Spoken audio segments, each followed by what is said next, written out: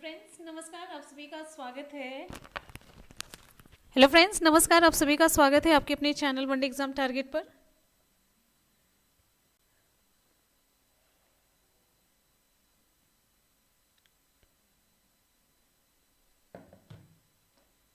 आ रही है आवाज ना?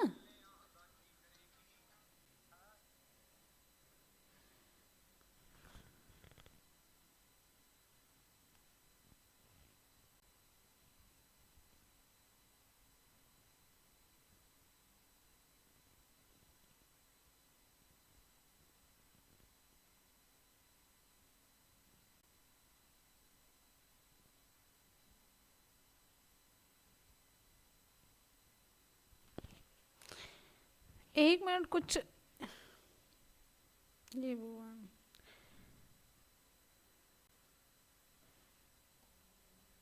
अच्छा देखिए, अखिल भारतीय किसान सभा 1936 ईस्वी के प्रथम अध्यक्ष कौन थे? क्वेश्चन आप सभी की स्क्रीन पर है।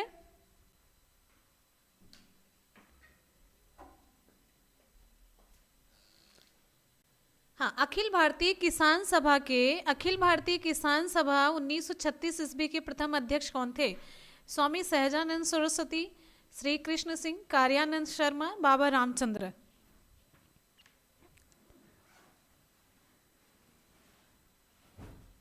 हाँ हाँ, पास हो जाएंगे। चलिए आगे बढ़ते हैं। क्वेश्चन स्टार्ट है तो कहाँ आप लोग चले गए? अगर मतलब एक आध 2 मिनट लेट हो जाता है फिर तो आप लोग तुरंत ऐसे बिजी हो जाते हैं जैसे लगता है भाग जाते हैं तुरंत। एक बार सभी स्टूडेंट वीडियो को शेयर करेंगे, फटाफट से जल्दी शेयर कर दीजिए सभी तक। मतलब 2 मिनट आप लोग कति 2 मिनट भी नहीं है।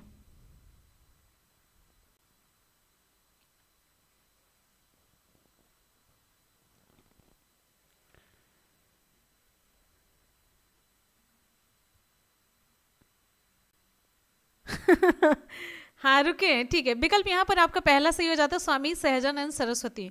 विकल्प आपका यहाँ पर पहला सही होता है स्वामी सहजानंद सरस्वती। आगे बढ़ेंगे, अगला क्वेश्चन है निम्नलिखित में से कौन सा युग्म सुमेलित नहीं है? संगठन है और स्थापना वर्ष है। ईस्ट इंडिया एसोसिएशन है, east India association, India association, India league है, पुनः सार्वजनिक सभा है। हाँ स्टार्ट हो चुका है, बहुत बढ़िया बहुत बढ़िया। आप लोगों के नंबर बहुत अच्छे हैं। हाँ हम टाइम पास करने ही तो आते हैं, हमारे पास इतना टाइम है, टाइम पास ही करने आते हैं। बहुत बढ़िया। हाँ अभी नोटिफिकेशन आया है ना, बिल्कुल सही है। अभी मैंने शेयर किया, थोड़ा सा दिक्कत हो रही थी, शेयर नहीं हो पा रहा था। तो यहाँ पर हमारा विकल्प सही हो जाता है इंडिया लीग। विकल्प यहाँ पर आपका सही हो जाता है तीसरा, इंडिया लीग। ठीक है,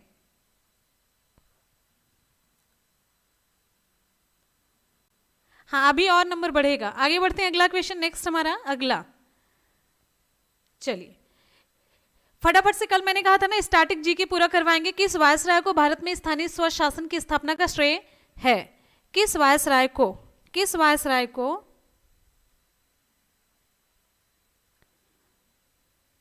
बिल्कुल फटाफट से रिप्लाई करते रहिए। किस वायसराय को भारत में स्थानीय स्वशासन की स्थापना का श्रेय है? लॉर्ड लिटन है, नॉर्थ ब्रुक है, रिपन है, डफरिन है। विकल्प कौन सा आपका सही होगा? बिल्कुल सही जवाब, शाबाश। विकल्प यहाँ पर हमारा सी से हो जाता है, लॉर्ड रिपन है 100%। और आप लोगों की रिप्लाई 100% सही आनी चाहिए। पूरा टारगेट हम लोग 500 का रखते हैं, 500 फटाफट से हो जाइए। आगे बढ़ेंगे, अगला क्वेश्चन आप सभी की स्क्रीन पर ये रहा। निम्नलिखित में से युद्ध संबंधी नृत्य कौन सा है? युद्ध संबंधी नृत्य कौन सा है? आपका साहित्य और संस्कृत से भी रिलेटेड क्वेश्चन पूछा जाएगा। निम्नलिखित में से युद्ध संबंधी नृत्य कौन सा है? कथकली, मेघालय का बंबू नृत्य है, मयूरगंज का छाओ, या फिर पंजाब का भांगड़ा। युद्ध संबंधी नृत्य, युद्ध संबंधी नृत्य पूछा जा रहा है। विकल्प यहाँ पर आपका सही कौन सा होगा? हाँ फटाफट से रिप्लाई करते रहिए, बढ़िया सा, एकदम से बहुत बढ़िया। विकल्प यहाँ पर आपका सही हो जाता है मेघालय का जो बंबू नृत्य है ना, ये युद्ध संबंधी नृत्य है। अब देखिएगा, ये विकल्प आपका यहाँ पर बी से होता है, विकल्प बी से होता है। फटाफट से आप लोग रिप्लाई देखिए, स्टैटिक जी के एकदम से जोर शोर के साथ। अभी आप लोग ना एकदम से जैसे लग रहा है अभी थक गए हैं, थकने से बाहर निकलिए एकदम से। आगे बढ़ेंगे, अगला क्वेश्चन है, लोक चित्रकला मधुबनी किस राज्य में लोकप्रिय है? लोक चित्रकला मधुबनी किस राज्य में लोकप्रिय है? पश्चिम बंगाल है, ओडिशा, बिहार या फिर असम? आगे बढ़िए, लोक चित्रकला मधुबनी किस राज्य में लोकप्रिय है? विकल्प आपका कौन सा सही होगा?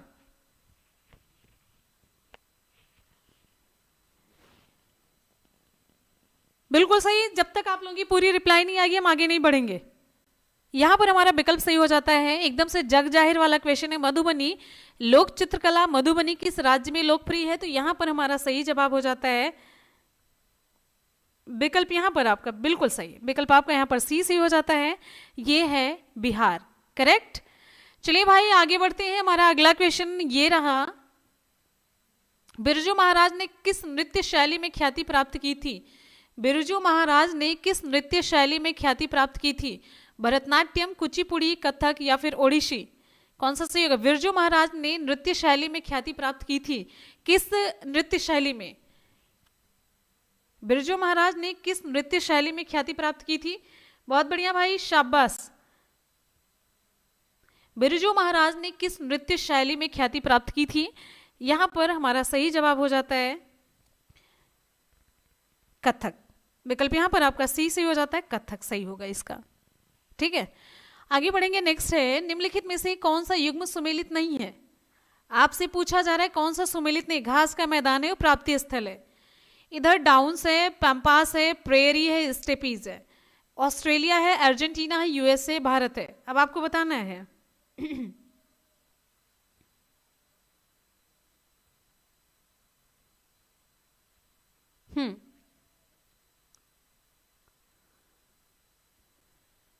निम्नलिखित में से कौन सा युग्म सुमेलित नहीं है? अब आपको सुमेलित नहीं वो बताना है, कौन सा?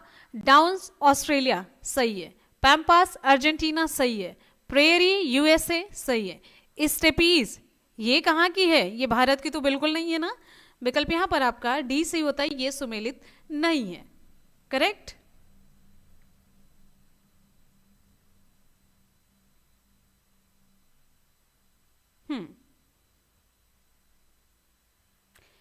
चलिए भाई यहां पर हमारा विकल्प सही हो जाता है, विकल्प डी। आगे बढ़ते हैं, अगला क्वेश्चन हमारे, नेक्स्ट हमारा क्वेश्चन, गांधी सागर, जवाहर सागर और राणा प्रताप सागर बांध किस नदी पर निर्मित है? जोरदार तरीके से आप रिप्लाई करते रहिए, जोरदार तरीके से,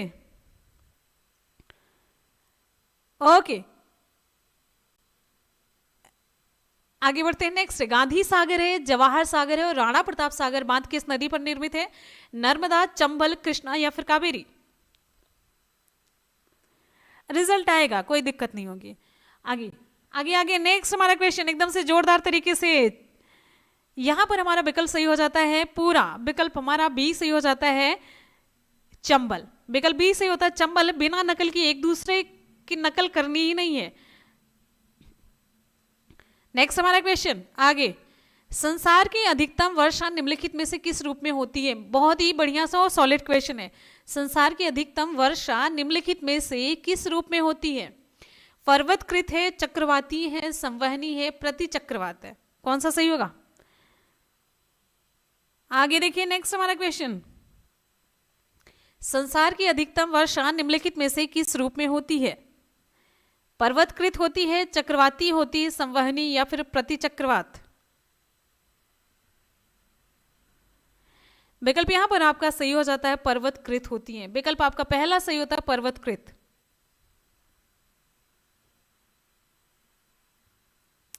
नेक्स्ट हमारा क्वेश्चन, बहुत बढ़िया, आप लोगों की रिप्लाई ज्यादातर गलत आई। विश्व का सबसे बड़ा नदी द्वीप माजुली अवस्थित है। आंख मूंद करके रिप्लाई करिए, एकदम से मतलब ऐसे रिप्लाई करिए ना, आंख मूंद करके भी सही हो जाए आपकी। विश्व का सबसे बड़ा नदी द्वीप माजुली कहां पर अवस्थित है? सिंधु नदी में, ब्रह्मपुत्र नदी, गंगा नदी या फिर यमुना नदी? हाँ, आगे सही जवाब की तरफ बढ़िए। सही जवाब कौन सा होगा? सही जवाब कौन सा होगा?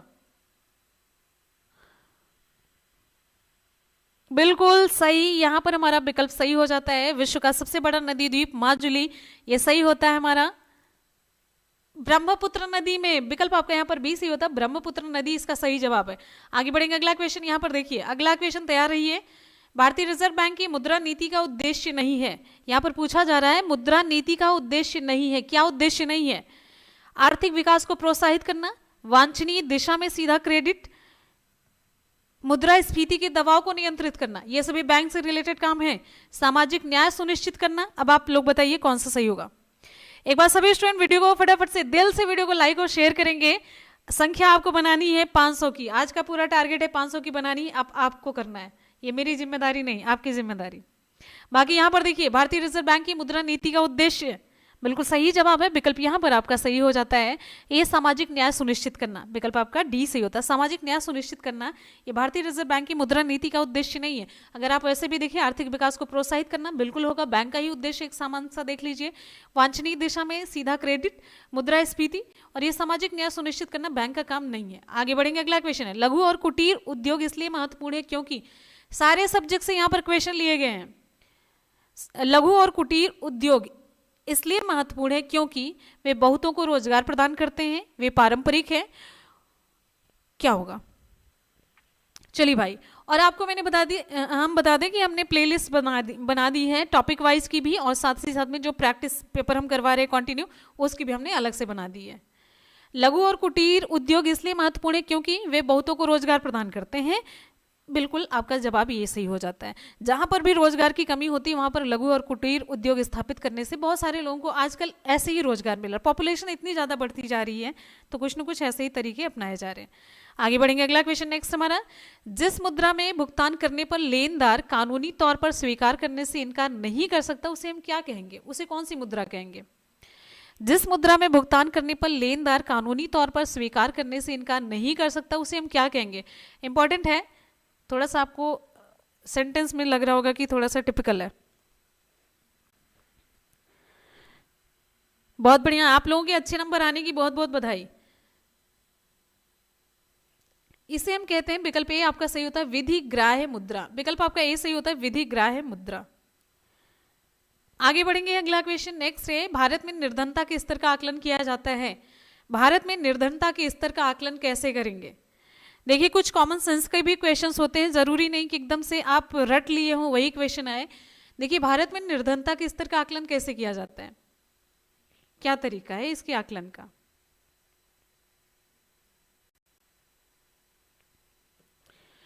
तो यहां पर इसका सही जवाब हो जाता है, विकल्प आपका सही होता है विकल्प सी, परिवार के उपभोग व्यय के आधार पर। भारत में निर्धनता के स्तर का आकलन परिवार का जो उपभोग व्यय होता है उसके आधार पर किया जाता है। नहीं, हर जगह बड़का वाला रिप्लाई नहीं आएगा। अगला क्वेश्चन,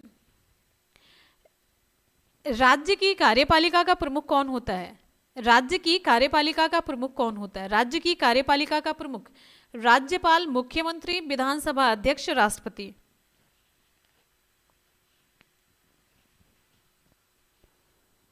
राज्य की कार्यपालिका का प्रमुख कौन होता है?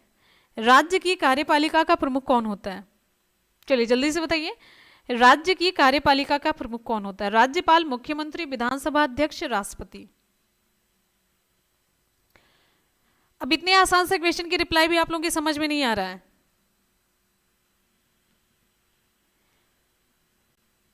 एक दूसरे की नकल करेंगे फिर रिप्लाई करेंगे, जोश और जुनून के नाम पर एकदम से गायब। बिल्कुल सही, विकल्प यहां पर आपका ए सही हो जाता है, राज्यपाल है राज्य की कार्यपालिका का प्रमुख। अगला क्वेश्चन हमारा, भारत के राजनीतिक दलों को राष्ट्रीय या फिर क्षेत्रीय दलों का दर्जा कौन प्रदान करता है? भारत के राजनीतिक दलों को राष्ट्रीय या क्षेत्रीय दलों का दर्जा कौन प्रदान करता है? प्रधानमंत्री, चुनाव आयोग, संसद या राष्ट्रपति?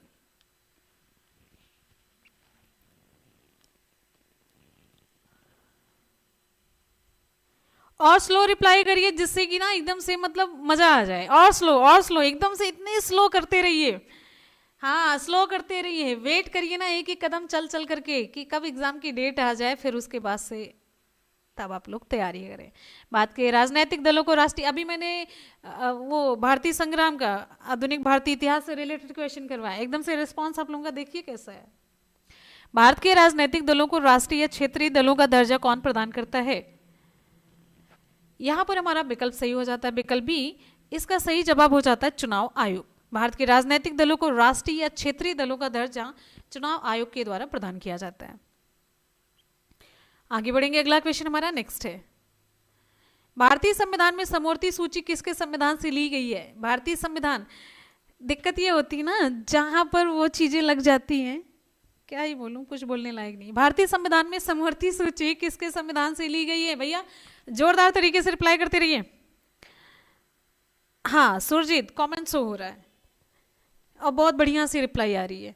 आगे बढ़ेंगे, अगला क्वेश्चन है, भारतीय संविधान में समवर्ती सूची किसके संविधान से ली गई? और ये इंपॉर्टेंट क्वेश्चन में आता है, तो विकल्प आपका यहाँ पर सही हो जाता है डी, ऑस्ट्रेलिया। विकल्प आपका डी सही होता है, ऑस्ट्रेलिया इसका सही जवाब है। जग जाहिर वाला क्वेश्चन है समवर्ती सूची और इंपॉर्टेंट क्वेश्चन की भी कैटेगरी में। सरकारी संपत्ति को नष्ट ना करना क्या है? बहुत बढ़िया, अब आया ना जोश, मतलब थोड़ा सा सुनना पड़ता है इन लोगों को, जहां उगलो तो फिर इनके कान में पड़ता है। सरकारी संपत्ति को नष्ट ना करना क्या है? सकारात्मक कर्तव्य, कानूनी, निषेधात्मक या फिर नागरिक कर्तव्य? फिर एकदम से मतलब एक बार आता है फिर उसके बाद से नहीं होता है, आग पे फिर जैसे पानी फेंक दिया गया है, धुआं निकलने लग जाता है। तो सरकारी संपत्ति को नष्ट ना करना ये हमारा नागरिक कर्तव्य है। ये कैसा कर्तव्य है? हमारा नागरिक कर्तव्य है। देखिए ए बी डी सी हो गया, तो ये सी वाले में हो जाता है नागरिक कर्तव्य। क्लियर है? विकल्प यहाँ पर सी से होता है, नागरिक कर्तव्य है ये। आगे बढ़ेंगे, हमारा अगला क्वेश्चन, बटरफ्लाई शब्द किस खेल से संबंधित है? बटरफ्लाई, तितली की तरह हाथ चलता रहता है, किस में चलता है? तितली की तरह, मुक्केबाजी में चलता है या फिर स्नूकर में चलता है? बटरफ्लाई मुक्केबाजी या फिर स्नूकर में चलता है? कौन सा सही होगा? किस खेल में चलता है हाथ? हाँ, तो विकल्प यहां पर कौन सा सही होगा? शाबाश, यहाँ पर हमारा विकल्प सही हो जाता है, तैराकी में चलता है। तैराकी में से हाथ फैला फैला करके ना तितली की तरह तो तैरना होता है। आगे बढ़ेंगे, अगला क्वेश्चन नेक्स्ट हमारा ये रहा, आप सभी की स्क्रीन पर ये रहा, ऊंचाई पर चढ़ता हुआ व्यक्ति आगे की ओर क्यों झुक जाता है? ऊंचाई पर चढ़ता हुआ व्यक्ति आगे की ओर क्यों झुक जाता है? उसके पीछे रीजन क्या होता है? तेज चलने के लिए, फिसलने से बचने के लिए, स्थायित्व बढ़ाने के लिए? क्या होगा रीजन इसका? ऊंचाई पर चढ़ता हुआ व्यक्ति आगे की ओर क्यों झुक जाता है?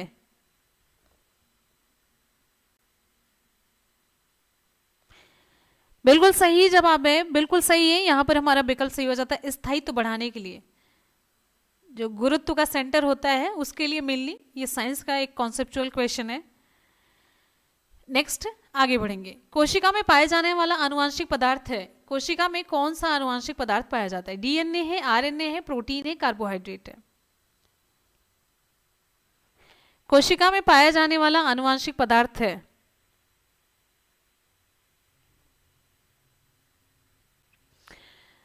बिल्कुल सही, यहां पर हमारा विकल्प सही हो जाता है। विकल्प है डीएनए है, डीएनए डीऑक्सी राइबोन्यूक्लिक एसिड है, डीएनए इसका सही जवाब है।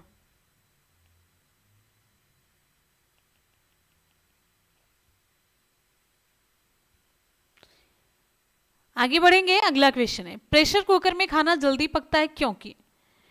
प्रेशर कुकर में खाना जल्दी पकता है, इसके पीछे रीजन क्या है? प्रेशर कुकर में खाना जल्दी क्यों पक जाता है? क्योंकि सीटी लगती है, सीटी लगती है, ऐसा कोई विकल्प है नहीं। क्वथन अधिक ताप पर होने लगता है, क्वथन कम ताप पर। एक हमने साइंस का वीडियो आप लोगों को प्रोवाइड करा था जिसमें एकदम से तगड़े वाले क्वेश्चंस थे जो कि कॉन्सेप्ट बेस पर थे और लॉजिकल थे।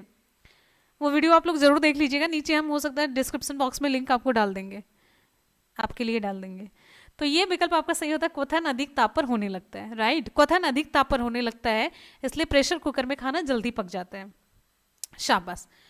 नेक्स्ट है, निम्नलिखित में से कौन सा युग्म सुमेलित नहीं है? बहुत ही आसान सा है, जल्दी से आप बताएंगे।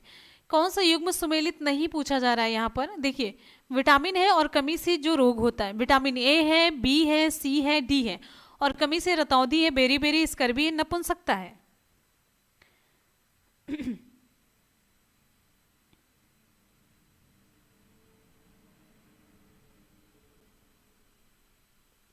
चलिए, यहां पर हमारा सही जवाब कौन सा होगा?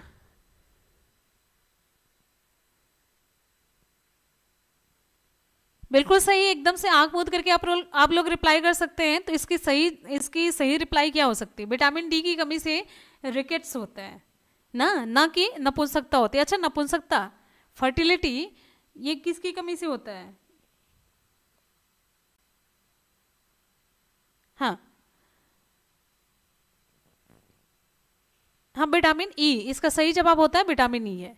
आगे बढ़ेंगे, अगला क्वेश्चन है नेक्स्ट है, कल्प योजना संबंधित है किससे? प्राथमिक शिक्षा, माध्यमिक, उच्च या फिर प्राविधिक शिक्षा? कल्प योजना किससे संबंधित है? इंपॉर्टेंट क्वेश्चन है, कल्प योजना किससे संबंधित है?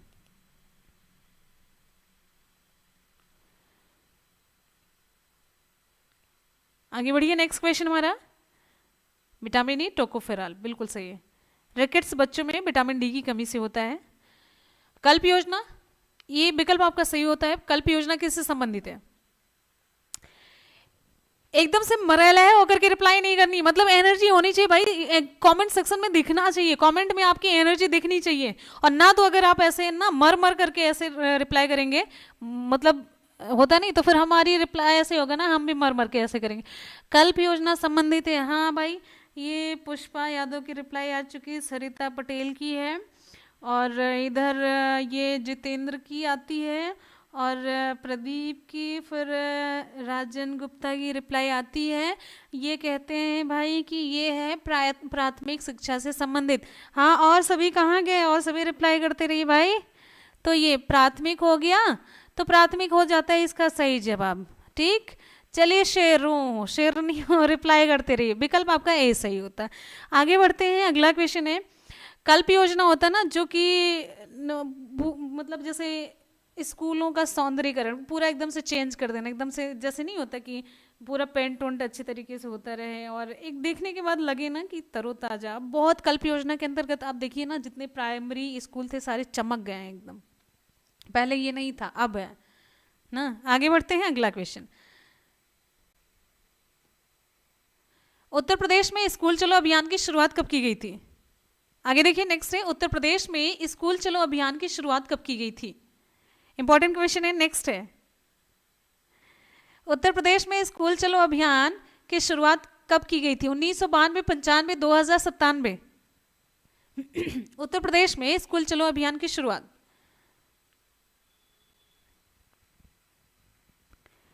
इसका सही जवाब, हाँ, पूरी ठंडी हवाएं बच्चों को लगती है, जितने भी हैं सब, एक तो बुढ़ऊ है खुद ही, दांत वात वैसे ही गिर चुका, किसी तरीके से कान काम कर रहा है, एक आध अंगुली काम कर रही है, तो बेचारे कैसे किसी तरीके से रिप्लाई कर रहे हैं, हाँ? बुढ़ाऊ नहीं तो उत्तर प्रदेश में, हे भगवान, कोई दिल पे ना ले लेना, नहीं तो पता चले टेंशन में आ जाएंगे, बुढ़ाऊ नहीं है। विकल्प आपका सी सही हो जाता है, 2000 है इसका सही जवाब, 2000। किसने मतलब 2 करोड़ तक लिख दिया, इतना इतना इतना, मतलब जीरो समझ ही नहीं पाया कितनी बार वो बटन दब गई है। नेक्स्ट क्वेश्चन हमारा, अगला क्वेश्चन, आगे, ठुमरी गायिका जो गिरजा देवी हैं, उनका संबंध आपको बताना है किस घराने से? बनारस है, जयपुर है, लखनऊ, रामपुर है?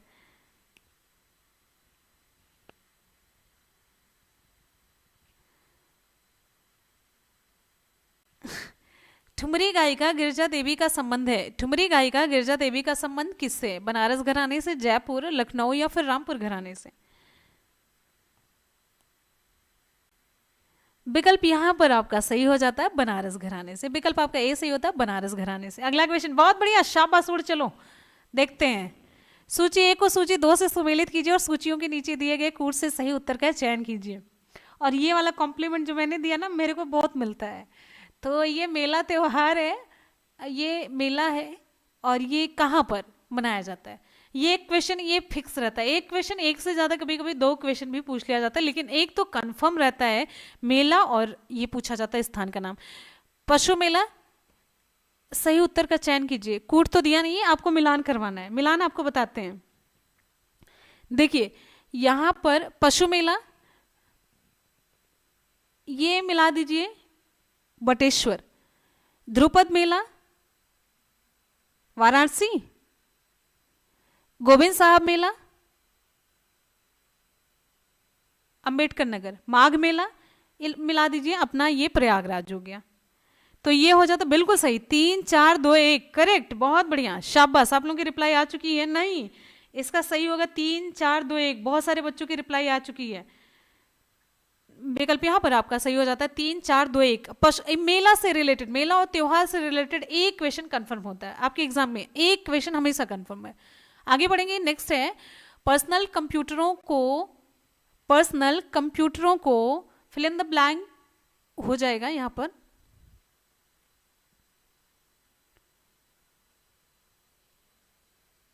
को किस रूप में एक साथ कनेक्ट किया जा सकता है? सर्वर है, सुपर कंप्यूटर है, एंटरप्राइज है, नेटवर्क है। इसका सही जवाब आग लगा देना। सही बात मोहम्मद हसन, आग लगा देना एकदम से, खाली पढ़ाई में, बाकी आग कहीं पे नहीं लगाना है। विकल्प यहां पर आपका सही हो जाता है। इससे हम इसका सही जवाब हो जाता है विकल्प है सर्वर। पर्सनल कंप्यूटरों को किस रूप में एक साथ कनेक्ट किया जा सकता है? विकल्प आपका यहां पर सही हो जाता है सर्वर है। नेक्स्ट क्वेश्चन हमारा अगला क्वेश्चन, प्रोजेक्ट टाइगर प्रारंभ हुआ। ये क्वेश्चन देखिए आ गया था आपके अभी एग्जाम में आ चुका था। प्रोजेक्ट टाइगर प्रारंभ हुआ था। प्रोजेक्ट टाइगर प्रारंभ हुआ कब? 1972-73 में से। बड़ा कंफ्यूजन हो जाता है, 1972-73 में से एक लगाना है, साथ ही साथ में डेट दोनों की 1 अप्रैल ही दी गई है। 86 का कोई कॉन्सेप्ट ही नहीं है। 73 से 74 नहीं पार जाएगा, 73 से इधर 72 भी नहीं होगा, तो 73 एकदम से जग जाहिर वाला। बहुत बढ़िया, उठ चलो,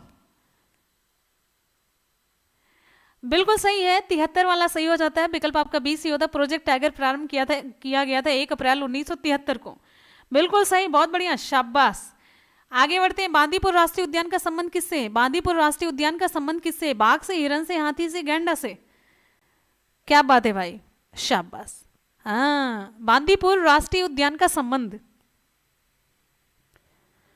आगे देखिए नेक्स्ट हमारा क्वेश्चन, बांदीपुर राष्ट्रीय उद्यान का संबंध किससे? बाघ से, हिरन से, हाथी से या फिर गैंडा से? बिल्कुल सही, विकल्प यहां पर आपका सही हो जाता है। विकल्प ए बाघ से संबंधित। अब यहां पर आप ये बताइए बांदीपुर राष्ट्रीय उद्यान है कहां पर? बांदीपुर राष्ट्रीय उद्यान कहां पर है? बांदीपुर राष्ट्रीय उद्यान कहां पर है? चलिए भाई रिप्लाई आपकी आनी चाहिए। बांदीपुर राष्ट्रीय उद्यान है कहां पर? कर्नाटक में है, पक्का? चलिए मान लेते हैं भाई कर्नाटक सही जवाब हो जाता है। आगे बढ़ेंगे, भाभा परमाणु अनुसंधान केंद्र कहां स्थित है? भाभा परमाणु अनुसंधान केंद्र कहां स्थित है? भाभा परमाणु अनुसंधान केंद्र कहां लेके जाएंगे आप? नई दिल्ली में स्थापित करवाएंगे, उत्तर प्रदेश में, बेंगलुरु में या फिर ट्राम्बे में? भाभा परमाणु अनुसंधान केंद्र कहां स्थित है? चलो भैया बहुत बढ़िया, शाबाश, हमारे बच्चे एकदम से उड़ रहे हैं। उड़ते रहिए एकदम जबरदस्त तरीके से, शाबाश। कौन सा सही होगा यहाँ पर? भाभा परमाणु अनुसंधान केंद्र कहां पर स्थित है? तो भाभा परमाणु अनुसंधान केंद्र एक लेके जाएगा, विकल्प का लेके चला डी की तरफ। कहां पे? विकल्प आपका सही हो जाता है डी, ट्राम्बे। और ट्राम्बे कहां पर? यूपी है, एमपी है, आंध्र प्रदेश है या फिर कोई नहीं? कहां पर है ट्राम्बे? महाराष्ट्र भी एक लिख लीजिए। चलिए भाई आगे बढ़ते हैं, अगला क्वेश्चन नेक्स्ट हमारा अगला क्वेश्चन, शाबाश। शहीद भगत सिंह दिवस कब मनाया जाता है? शहीद भगत सिंह दिवस कब मनाया जाता है? 30 मार्च, 10 मार्च, 23 मार्च, कौन सा सही होगा इसमें? शहीद भगत सिंह दिवस कब मनाया जाता है? 30 मार्च, 10 मार्च, 23 मार्च, कौन सा विकल्प सही होगा? शहीद भगत सिंह दिवस कब मनाया जाता है? शहीद भगत सिंह दिवस, यहां पर आपका विकल्प सही हो जाता है। इसका सही जवाब हो जाता है 24 नहीं होगा, 23 मार्च सही जवाब। 30 मार्च कौन बोलिस? कमेंट है ना, नहीं तो बताते अभी। विकल्प सी सही होता हमारा, 23 मार्च है। एक का आंख रहे तो ना दिखाए। नेक्स्ट क्वेश्चन है, एशिया का नोबेल इनमें से किस पुरस्कार को कहा जाता है? एशिया का नोबेल इनमें से किस पुरस्कार को कहा जाता है? रैमन मैग्सेसे पुरस्कार, मैन बुकर पुरस्कार, पुलित्जर या फिर कौन सा सही होगा? कॉपी पेस्ट नहीं भाई, कॉपी पेस्ट नहीं। एशिया का नोबेल इनमें से किस पुरस्कार को कहा जाता है? फिर स्लो, मतलब पीछे से इन लोगों को हमेशा मोटिवेशन की जरूरत पड़ती है। मोटिवेशन नहीं, कायदे के ढकेलते। एशिया का नोबेल, विकल्प आपका यहां पर सही होता है। विकल्प सी सही होता है या फिर बी सही होता है? सी या बी में से कौन सा सही होगा, जल्दी से आप बताएंगे।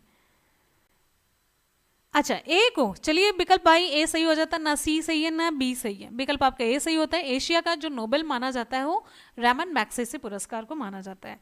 अगला हमारा क्वेश्चन आप सभी के लिए ये रहा, हड़प्पा सभ्यता में विशाल स्नानागार का साक्ष्य कहां से प्राप्त हुआ? हड़प्पा सभ्यता, ये सारे क्वेश्चंस ऐसे हैं ना कि एग्जाम में पूछे जाते हैं, मतलब मोस्ट इंपॉर्टेंट क्वेश्चन का ये पूरा कलेक्शन है। हड़प्पा सभ्यता में विशाल स्नानागार का साक्ष्य कहां से प्राप्त हुआ है? हड़प्पा है, मोहनजोदड़ो, लोथल, धौलावीरा। गलत नहीं होना चाहिए बिल्कुल भी।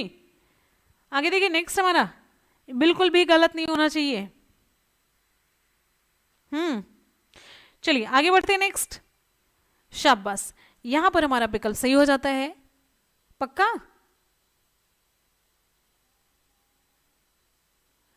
चलिए भाई विकल्प आपका बी सही होता है, मोहनजोदड़ो लगा देते हैं। आगे बढ़ेंगे, अगला क्वेश्चन हमारा, महात्मा बुद्ध ने अपना पहला उपदेश कहां दिया? महात्मा बुद्ध ने अपना पहला उपदेश कहां दिया था? बहुत इंपॉर्टेंट, लेकिन उसी के साथ साथ बहुत ही आसान सा क्वेश्चन भी है। महात्मा बुद्ध ने अपना पहला उपदेश कहां दिया था? बहुत बढ़िया, जिंदाबाद, पूरे हमारे बच्चे एकदम से जिंदाबाद, जबरदस्त जोरदार क्लास। विकल्प यहां पर आपका सही हो जाता है सारनाथ, विकल्प आपका डी से हो जाता है सारनाथ।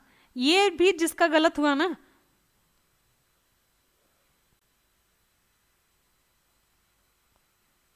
गलत ही नहीं हुआ किसी का, किसी का एक मतलब ऐसी रिप्लाई आनी चाहिए जबरदस्त, किसी का भी गलत नहीं हुआ। किसने बी बोल दिया? अगला क्वेश्चन हमारा, किस गुप्त शासक को कविराज कहा गया है? किस गुप्त शासक को कविराज कहा गया है? किस गुप्त शासक को कविराज कहा गया? समुद्रगुप्त, रामगुप्त, स्कंदगुप्त या फिर कुमारगुप्त?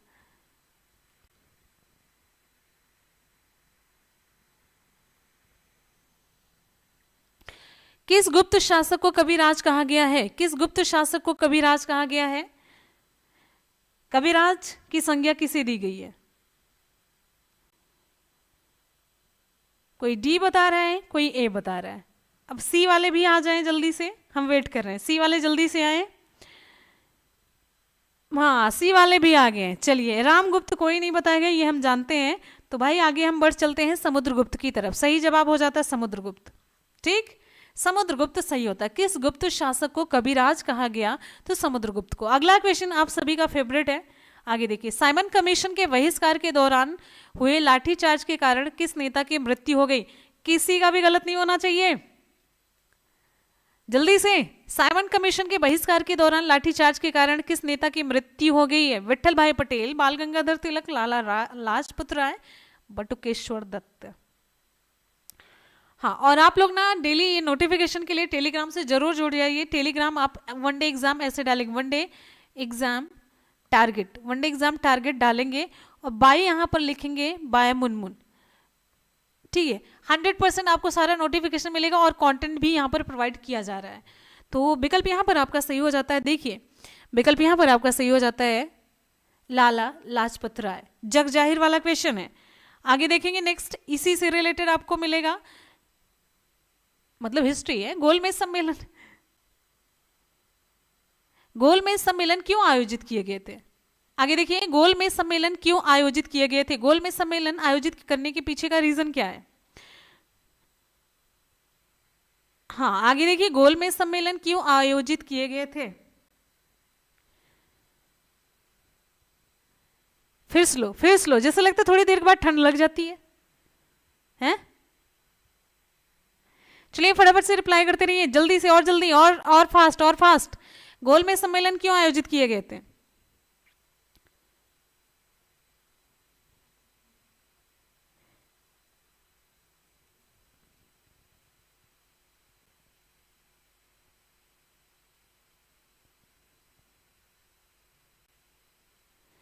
यहां पर हमारा विकल्प सही हो जाता है गोलमेज सम्मेलन, विकल्प आपका डी सी होता है, भारत को स्वतंत्रता प्रदान करने के लिए। विकल्प आपका डी सी होता है। अगला क्वेश्चन है, निम्नलिखित में से किस नृत्य शैली में कथा भाव हमेशा महाभारत या रामायण से लिया जाता है? हमेशा महाभारत या रामायण से लिया जाता है जो उसके भाव होते हैं। ओडिसी, भरतनाट्यम, कुचिपुड़ी या फिर मोहिनीअट्टम में? आगे देखिए नेक्स्ट क्वेश्चन हमारा, निम्नलिखित में से किस नृत्य शैली में कथा या भाव हमेशा महाभारत या रामायण से लिया जाता है?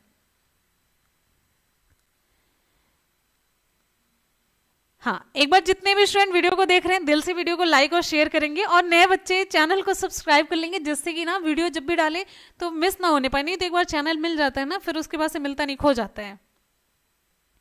निम्नलिखित में से किस नृत्य शैली में कथा या भाव हमेशा महाभारत या रामायण से लिया जाता है? कौन सा सही जवाब होगा? पूरा स्टैटिक करा रहे तब की कंडीशन है। यहां पर इसका सही जवाब हो जाता है कुचिपुड़ी है इसका सही जवाब। अरे कुचिपुड़ी है भाई। हाँ, कहिया तो लड्डू और पेड़ा कुरकुरे तो भरतनाट्यम तो जाबे करे ना।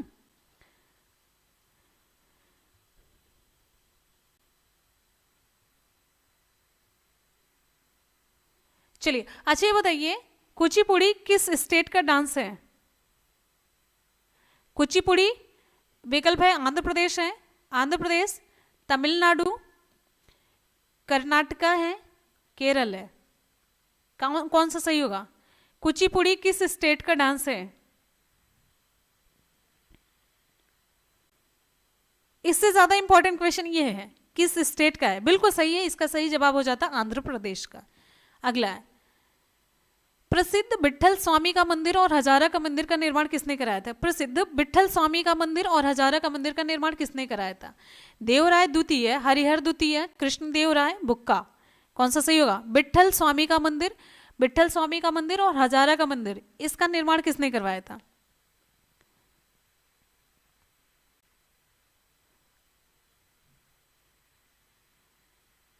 हाँ, पोचमपल्ली ये उसका, उसमें एनसीईआरटी का मैटर है। बिल्कुल सही है। विट्ठल स्वामी का मंदिर और हजारा का मंदिर, ये कौन सा सही होगा इसका? इसकी रिप्लाई जल्दी से, तुक्का ही तो मारना है, तुक्का मारिए जल्दी से। नहीं भाई, सही वाली भी रिप्लाई आ रही है। विकल्प आपका सी सही होता है। हाँ, हरिहर विकल्प यहाँ पर आपका ये सही होता है, कृष्णदेव राय। विकल्प आपका यहाँ पर सी सही होता है, कृष्णदेव राय। बिल्कुल सही है। अरे बहुत बढ़िया, कृष्णदेव राय का शॉर्ट फॉर्म है केटी रॉय। अगला क्वेश्चन नेक्स्ट। भारतीय मरुस्थल की एक महत्वपूर्ण नदी, मरुस्थल की एक महत्वपूर्ण नदी, किसी का भी गलत नहीं होना चाहिए। भारतीय मरुस्थल की एक महत्वपूर्ण नदी, आग मूंद करके रिप्लाई करनी है। लूनी है, नर्मदा है, कृष्णा है, ब्यास है। शाबाश। आगे देखिए नेक्स्ट क्वेश्चन हमारा, भारतीय मरुस्थल की एक महत्वपूर्ण नदी कौन सी है? लूनी, नर्मदा, कृष्णा या फिर ब्यास। शाबाश, बहुत बढ़िया बहुत बढ़िया बहुत बढ़िया। बिल्कुल बिल्कुल बिल्कुल सही हो जाता है, किसी का भी गलत नहीं हुआ है। बड़ी खुशी की बात ये है, इसका सही जवाब हो जाता है लूनी। लूनी लूनी लूनी लूनी, विकल्प आपका यहाँ पर ए सही होता है। लूनी ये गायब हो जाती है कक्ष किरण में। बिल्कुल सही जवाब है, 100%। क्या बात है भाई। अब इसी तरीके का अगला क्वेश्चन, नागार्जुन सागर बांध का निर्माण किस नदी पर हुआ है? नागार्जुन सागर बांध का निर्माण किस नदी पर हुआ है? कृष्णा है, चंबल है, कोसी है, सतलज है। हाँ चलिए जल्दी से बताइए, यहाँ पर नागार्जुन सागर बांध का निर्माण किस नदी पर हुआ है? नागार्जुन सागर बांध का निर्माण किस नदी पर हुआ है? शाबाश, क्या बात है। यहां पर हमारा सही जवाब हो जाता है नागार्जुन सागर बांध का निर्माण पक्का कृष्णा नदी।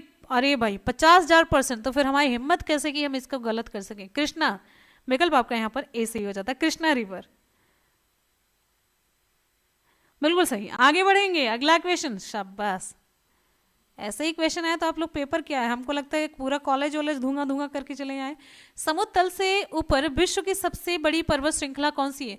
विश्व की सबसे बड़ी पर्वत श्रृंखला आपको बतानी है। ये भी एकदम से ऐसा वाला क्वेश्चन है ना, गलती होने के चांसेस ही नहीं होने चाहिए। एंडीज पर्वत है, हिमालय है, आल्प्स है, कौन सा सही होगा? आगे देखिए नेक्स्ट है, थकना नहीं है, कॉन्टिन्यू, एकदम से थकना ही नहीं है आपको।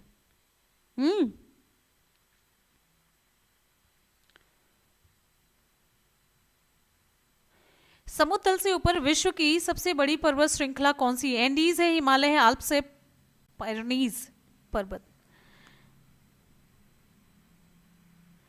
बिल्कुल सही, बिल्कुल सही भाई। विकल्प यहां पर आपका सही हो जाता है, हिमालय है। आगे बढ़ते हैं, घुमा के क्वेश्चन पूछा जाता है ना, दिमाग की बत्ती गुल हो जाती है। पूर्ण लागत कीमत निर्धारण के अधीन निम्नलिखित में से किसके द्वारा कीमत निर्धारित की जाती है? चलिए भाई, हम ही मेहनत करके विकल्प बता देते हैं ना, तो आप लोग ऐसे इधर के उधर हो जाएंगे। विकल्प यहाँ पर आपका सही हो जाता है, सीमांत लागत में सामान्य लाभ जोड़ करके। सीमांत लागत में सीमांत लागत प्लस सामान्य लाभ जोड़ करके कीमत निर्धारित की जाती है। आगे बढ़ेंगे, अगला हमारा क्वेश्चन, आर्थिक समृद्धि मुख्यतः निर्भर करती है किस पर? आर्थिक जो समृद्धि होती है ये किस पर निर्भर करती है? उपभोग के स्तर पर, या फिर कीमत जब स्थिर होती है उस पर, या निवेश के स्तर पर, या जनसंख्या की वृद्धि पर? आर्थिक समृद्धि पूछा जा रहा है। देखिए सारे सब्जेक्ट से यहाँ पर क्वेश्चन हमने इंक्लूड किए, तो कुछ इकोनॉमिक्स के भी हैं। एकदम से इजी करने के चक्कर में आप जब थोड़े से इंपॉर्टेंट और थोड़े से टफ क्वेश्चंस होते हैं उसको कभी इग्नोर मत किया करिए। तो ये विकल्प आपका सही हो जाता है, निवेश के स्तर पर विकल्प आपका सी सही होता है। आगे बढ़ेंगे, अगला क्वेश्चन हमारा नेक्स्ट है,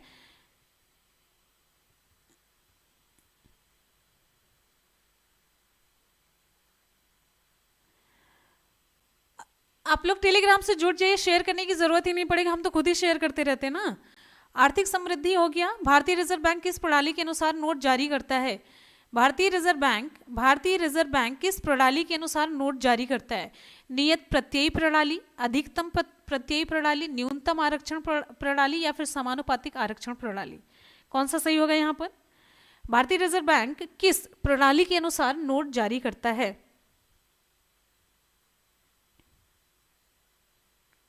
हाँ, यहां पर हमारा विकल्प सही हो जाता है। देखिए ये पूरा एकदम से ऐसा है ना कि मतलब पूरा स्टैटिक जीके वाली क्लास, लेकिन फिर भी अगर किसी भी क्वेश्चन में कोई भी दिक्कत होगी आप लोग कमेंट करके आराम से पूछ सकते हैं, ठीक है। विकल्प आपका यहाँ पर सी सही होता है। अगला क्वेश्चन नेक्स्ट है, प्रति व्यक्ति आय निकालने के लिए राष्ट्रीय आय को किससे भाग दिया जाता है? ये पूरा एकदम से पहला ही चैप्टर जब आप शुरू करते हैं इकोनॉमिक्स तो ये सारी चीजें आपको बताई जाती हैं। प्रति व्यक्ति आय निकालने के लिए राष्ट्रीय आय को किससे भाग किया जाता है? देखिए देश की कुल जनसंख्या से या फिर कार्यशील जनसंख्या से आपको बताना है। प्रति व्यक्ति आय निकालने के लिए क्या करेंगे हम? कार्यशील जनसंख्या से भाग करेंगे या फिर कुल जनसंख्या से भाग करेंगे? किससे भाग करेंगे? कुल जनसंख्या से हम भाग करेंगे, देश की कुल जनसंख्या से भाग करेंगे। विकल्प आपका यहाँ पर पहला सही हो जाएगा। हम जब प्रति व्यक्ति आय निकालने के लिए राष्ट्रीय आय को देश की कुल जनसंख्या से भाग करते हैं, हाँ कुल जनसंख्या से, टोटल से भाग करेंगे, कार्यशील केवल अलग से कार्यशील का नहीं करेंगे, पूरी जितनी जनसंख्या होगी तब प्रति व्यक्ति आय निकलेगी। आगे बढ़ेंगे अगले क्वेश्चन की तरफ। अगला क्वेश्चन ये रहा, भारत के राष्ट्रपति केवल किसकी लिखित सिफारिश पर राष्ट्रीय आपात स्थिति की उद्घोषणा जारी कर सकते हैं? इंपॉर्टेंट है और साथ ही साथ में आपके एकदम से जानकारी के उस पर है। भारत के राष्ट्रपति केवल किसकी लिखित सिफारिश पर राष्ट्रीय आपात स्थिति की उद्घोषणा जारी कर सकते हैं? प्रधानमंत्री, या फिर ऐसा मंत्रिमंडल जिसमें केवल संघ के मंत्रिमंडल के सदस्य हों, या फिर संघ का मंत्रिपरिषद?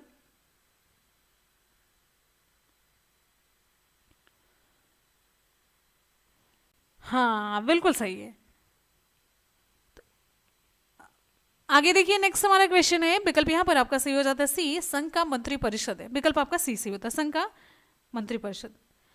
अगला क्वेश्चन हमारा ये है, संविधान में कितने प्रकार के आपातकालों का प्रावधान है? संविधान में कितने प्रकार के आपातकालों का प्रावधान है? संविधान में कितने प्रकार के आपातकालों का प्रावधान है? 1 है, 2 है, 3 है, 4 है। बहुत ही आसान सा क्वेश्चन। संविधान में कितने प्रकार के आपातकालों का प्रावधान है? अभी आप लोग पूरे आपातकाल का वो भी लिख देंगे, अनुच्छेद भी लिख देंगे। 1, 2, 3 या फिर 4? किसका फॉर्मूला किसका लिखना है? बिल्कुल सही है, 3। विकल्प आपका यहाँ पर सी सही हो जाता है, 3 है। 3 कौन कौन से हैं? चलिए एक हम बता देते हैं। नहीं एक भी नहीं बताएंगे। हाँ हाँ हाँ हाँ, 3 3 3 3 3 बिल्कुल सही है, शाबाश। 352, 356, 360 आ गया। 352 यही हम वेट करें, 352, 356, 360। कल ही जब हम क्वेश्चन करवा रहे थे तब मैंने आपको बताया भी था, आ ही जाता है क्वेश्चन, एक आध क्वेश्चन जरूर आ जाता है। आर्टिकल 352, 356, 360 में आपातकाल का प्रावधान किया गया है, राइट। संसद के दोनों सदनों का संयुक्त सत्र कौन बुला सकता है? संसद के दोनों सदनों का संयुक्त सत्र कौन बुला सकता है? अब आगे देखिए, संसद के दोनों सदनों का संयुक्त सत्र कौन बुला सकता है?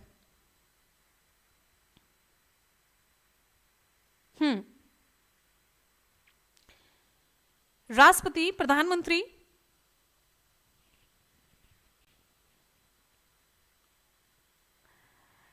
ओके विकल्प यहाँ पर आपका ए सही हो जाता है, राष्ट्रपति। विकल्प ए सही होता है, राष्ट्रपति। हमारे राष्ट्रपति का नाम क्या है?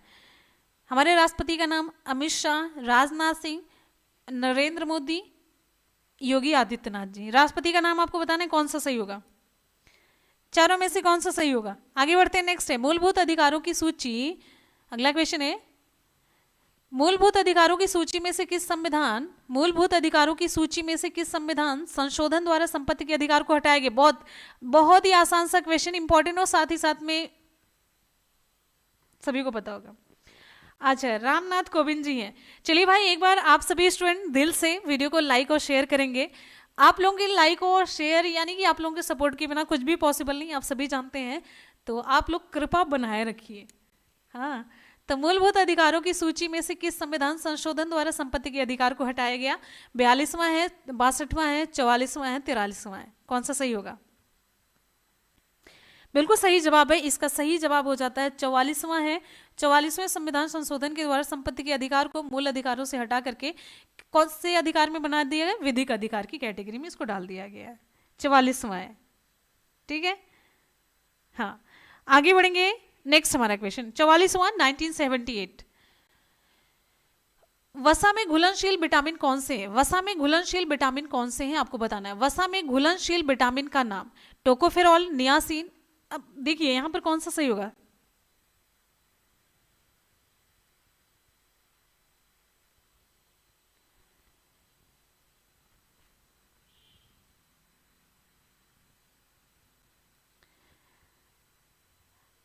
अच्छा, एक बात ये आप लोग बताइए, हम टेलीग्राम जुड़ने के लिए क्यों कहते हैं? टेलीग्राम से जुड़िए और 10 बजे क्लास जरूर होती है, आप लोग आइए, क्लास का टाइम जो है, और डेली उससे जुड़िए, ठीक है। टेलीग्राम से जुड़िए, शेयर हो जाएगा, हम तो करते हैं ना। वसा में घुलनशील विटामिन कौन से हैं? तो देखिए, वसा में घुलनशील विटामिन, वैसे ना ये है ना कीड़ा वाला कॉन्सेप्ट जो है, कीड़ा किस में घुलता है? तेल में घुल जाएगा। कीड़ा में विटामिन के, ई, डी और ए हो जाता है। तो ये रहा ना कौन सा? कहाँ गया भाई? एक मिनट, कैल्सीफेरॉल हो गया, कैरोटीन हो गया, टोकोफेरॉल हो गया ना। यहां पर विकल्प आपका बी से होता है, 100% बी।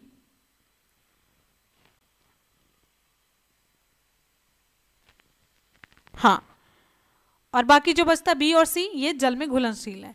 रेशम का उत्पादन किससे होता है? रेशम का उत्पादन किससे होता है? बहुत इंपॉर्टेंट क्वेश्चन, ये पूछा जाता है।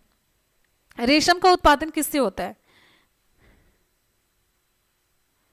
क्वेश्चन में बिल्कुल भी कमी नहीं, बहुत ज्यादा क्वेश्चन हमने लिए हैं। रेशम का उत्पादन लार्वा से होता है या फिर अंडे से होता है? रेशम कीट के अंडे से होता है, किससे होता है? आगे बढ़िए, नेक्स्ट। रेशम का उत्पादन किससे होता है? रेशम का उत्पादन किससे होता है? तो रेशम का उत्पादन, विकल्प यहां पर आपका सही हो जाता है, रेशम कीट के लार्वा से होता है। विकल्प यहां पर आपका सी से होता है, विकल्प सी, रेशम कीट के लार्वा से होता है। अच्छा, एक इंटरेस्टिंग चीज इसके बारे में बताएं रेशम के। देखिए, जो रेशम का उत्पादन होता है ना, जब ये रेशम मतलब जैसे जो लार्वा होता है, लार्वा मतलब पहले तो ये पूरी कवरिंग हो गई ना इसके ऊपर, ये जैसे कीट है तो इसके ऊपर ये इसने अपना लार से कवर पूरा कर लिया। तो पता है ये इसको ना गर्म पानी में डाल दिया जाता है। गर्म पानी में इसलिए डाल दिया जाता है जिससे कि इसके अंदर का कीट मर जाए और रेशम प्राप्त हो। इसके पीछे मतलब रेशम पाने के लिए इतने रेशम के कीड़े को मारा जाता है जिंदा, मतलब पानी में, गर्म पानी में डाल दिया जाता है। रीज़न ये होता है जब ये बड़ा होगा ना तो अपने ये काट करके, रेशम को काट करके निकलेगा, तो अच्छे क्वालिटी का रेशम नहीं मिलता है, कटा पीटा कौन चाहेगा। तो बिजनेस के तौर पे फिर इसको मतलब पहले ही मार दिया जाता है, फिर ये रेशम निकल जाता है, नहीं तो ये कटा कटा सा होगा, छोटा छोटा पार्ट निकलेगा। तो ये एक ऐसी चीज़ है। अगला हमारा क्वेश्चन है, सरस्वती सम्मान निम्न में से किस क्षेत्र में दिया जाता है? सरस्वती सम्मान निम्न में से किस क्षेत्र में दिया जाता है? कल का मैंने टारगेट कितना रखा था? 400 का रखा था ना, क्या कितना रखा था पता नहीं, 400 का रखा था या नहीं याद है। तो सरस्वती सम्मान निम्न में से किस क्षेत्र में दिया जाता है? साहित्य के क्षेत्र में, फिल्म के, या फिर खेल या विज्ञान के क्षेत्र में?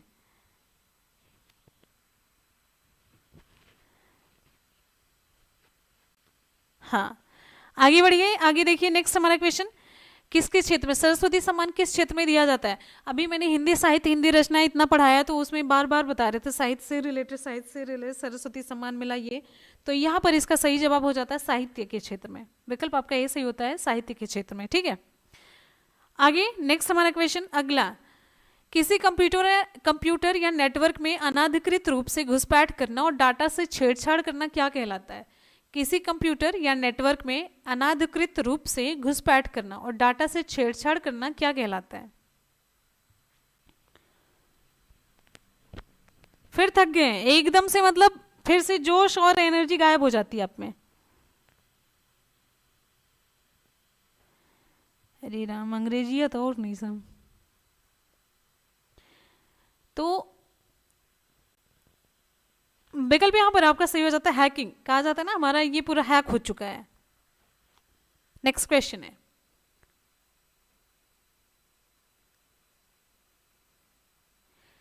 चंद्रशेखर आजाद कृषि और तकनीकी विश्वविद्यालय निम्नलिखित में से किस नगर में स्थित है? आगे देखिए, चंद्रशेखर आजाद कृषि और तकनीकी विश्वविद्यालय निम्नलिखित में से किस नगर में स्थित है? पंतनगर, अलीगढ़, कानपुर, आगरा।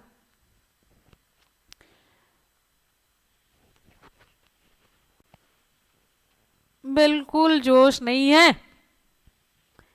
चंद्रशेखर आजाद कृषि और तकनीकी विश्वविद्यालय निम्नलिखित में से किस नगर में स्थित है?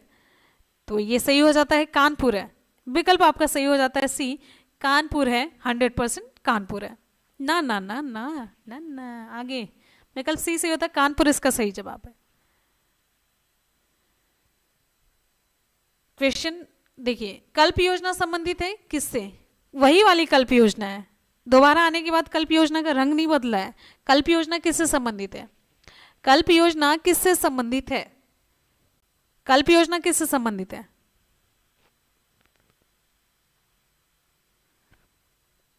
कल्प योजना प्राथमिक शिक्षा या फिर उच्च शिक्षा? कल्प योजना संबंधित है प्राथमिक शिक्षा से। विकल्प ए सही होता है। हाँ ठीक है, तुरंत जाओ तुरंत जाओ, अभी तुरंत जाओ। निम्नलिखित में से कौन सा उत्तर प्रदेश का लोक नृत्य नहीं है? उत्तर प्रदेश का लोक नृत्य कौन सा नहीं है? चरकुला है, राई है, कर्मा है, धुरिया है। निम्नलिखित में से कौन सा उत्तर प्रदेश का लोक नृत्य नहीं है? चरकुला, राई, कर्मा या फिर धुरिया? निम्नलिखित में से कौन सा उत्तर प्रदेश का लोक नृत्य नहीं है? चरकुला, राई, कर्मा या धुरिया में से यहां पर हमारा विकल्प सी सही होता है। हाँ हाँ, मारा तुक्का जो नो है देखा जाए फिर। हाँ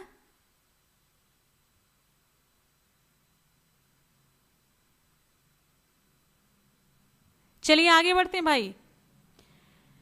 देखिए आपको बताया ना, ये जो कर्मा नृत्य है ये इधर है छत्तीसगढ़ और झारखंड।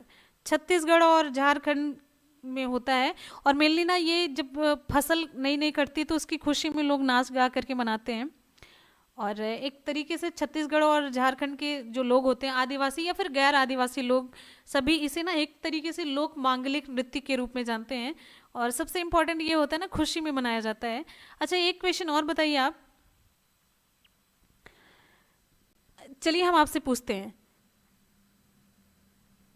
ढर कहरी, ढर कहरी एक नृत्य है, इसका आयोजन कहाँ की जनजाति के द्वारा किया जाता है? छत्तीसगढ़ है, झारखंड है, सोनभद्र है। आपको बताना है ढर कहरी, ये एग्जाम में क्वेश्चन पूछा गया भाई।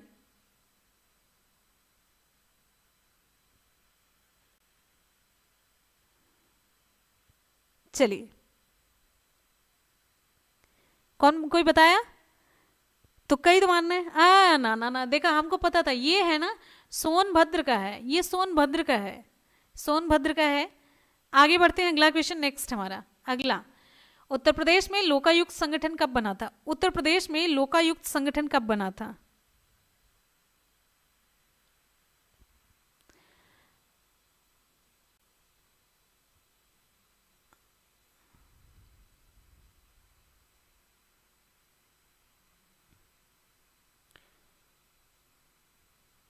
कैसे एकदम से स्लो स्लो रिप्लाई चल रही है।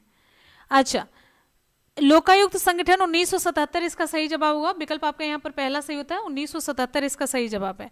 आगे बढ़ेंगे, अगला क्वेश्चन हमारा नेक्स्ट है, उत्तर प्रदेश में नियोजन की कितनी स्तरीय प्रणाली लागू है? उत्तर प्रदेश में नियोजन की कितनी स्तरीय प्रणाली लागू है? 4 है, 3 है, 2 है, 5 है? उत्तर प्रदेश में नियोजन की कितनी स्तरीय प्रणाली लागू है? हम्म।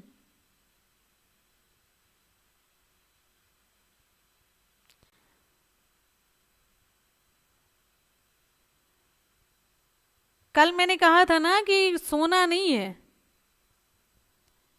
यहां पर आपका उत्तर सही हो जाता है 3।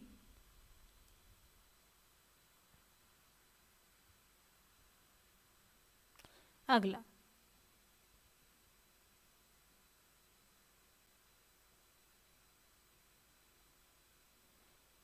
भारतीय संविधान के किस अनुच्छेद में यह विवरण मिलता है कि महिलाओं को मातृत्व की स्थिति में मातृत्व लाभ प्रदान किया जाना चाहिए? भारतीय संविधान का कौन सा अनुच्छेद यह कहता है कि महिलाओं को मातृत्व की स्थिति में मातृत्व लाभ प्रदान किया जाना चाहिए?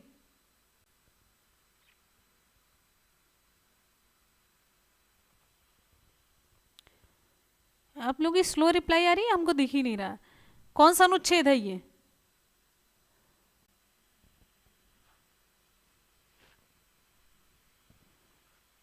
हमको भी नहीं पता, ये हमको भी नहीं पता है कौन सा अनुच्छेद है। चलिए आप लोग ये बताइएगा। अब 42 है कि 44 है? 42, 44, आप बताइएगा। ये 39 है, हमको नहीं पता है। चलिए भाई आगे बढ़ते हैं, आगे देखते हैं आगे क्वेश्चन हमको पता है कि नहीं। पारिस्थितिकी तंत्र के पादपों और प्राणियों के पारस्परिक संबंधों का आधार क्या है?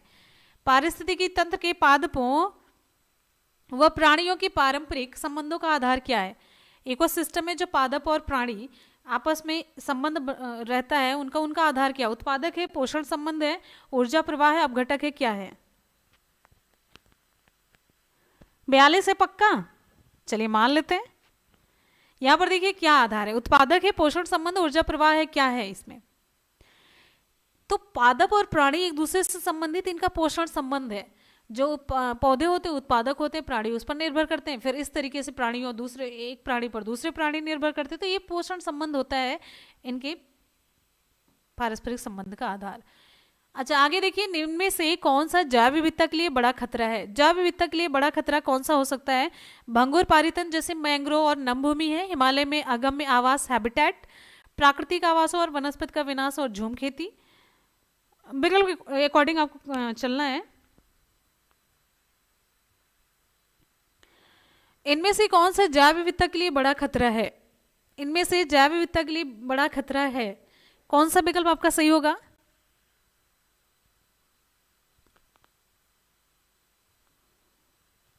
बढ़िया है ना कि टूट जाए तो सही रहेगा। देखिए यहां पर आपका सही हो जाता है ना, हिमालय में अगम्य जो आवास है, ये आपका विकल्प आपका बी से होता है, जैव विविधता के लिए बड़ा खतरा है। ठीक है, चलिए विकल्प में से जो बेटर विकल्प है वो हमें चूज करना है, तो यहां पर आपका विकल्प बी सही होगा। अगम्य आवास जो है हिमालय में, ये जैव विविधता के लिए बड़ा खतरा है। ठीक है, आगे बढ़ते हैं। आवास यहाँ पर मुश्किल है। नेक्स्ट यहाँ पर आप देखिए, रेडियोधर्मी प्रदूषण से संबंधित निम्न कथनों में से कौन सा सही है? रेडियोधर्मी प्रदूषण में आपको बस यहीं पे बताना है, रिप्लाई कर देना है। कूट आगे होगा कि नहीं देख लेते हैं। है तो चलिए पहले ये देख लीजिए, ये पशुओं में आनुवंशिक परिवर्तन लाता है। रेडियोधर्मी प्रदूषण है तो ये क्या करता है? पशुओं में आनुवंशिक परिवर्तन लाता है, या फिर मृदा में विद्यमान विभिन्न खनिजों को असंतुलित कर देता है, या ये रुधिर संचार में व्यवधान प्रदान करता है, चौथा है ये कैंसर पैदा करता है। तो रेडियोधर्मी प्रदूषण क्या क्या करता है?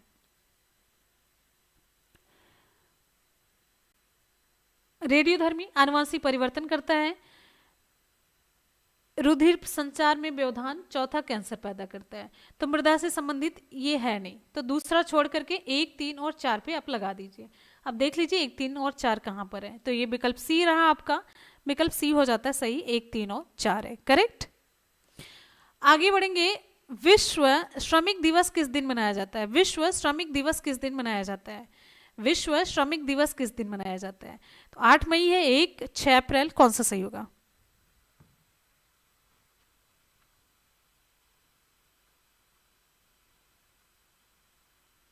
देखिए आगे बढ़िए नेक्स्ट। सबका एक तो थकना शुरू हो गया, कुछ लोगों को तो इतना बात करना है ना कि वो खत्म नहीं होने वाला है, उनका खत्म ही नहीं हो सकता है।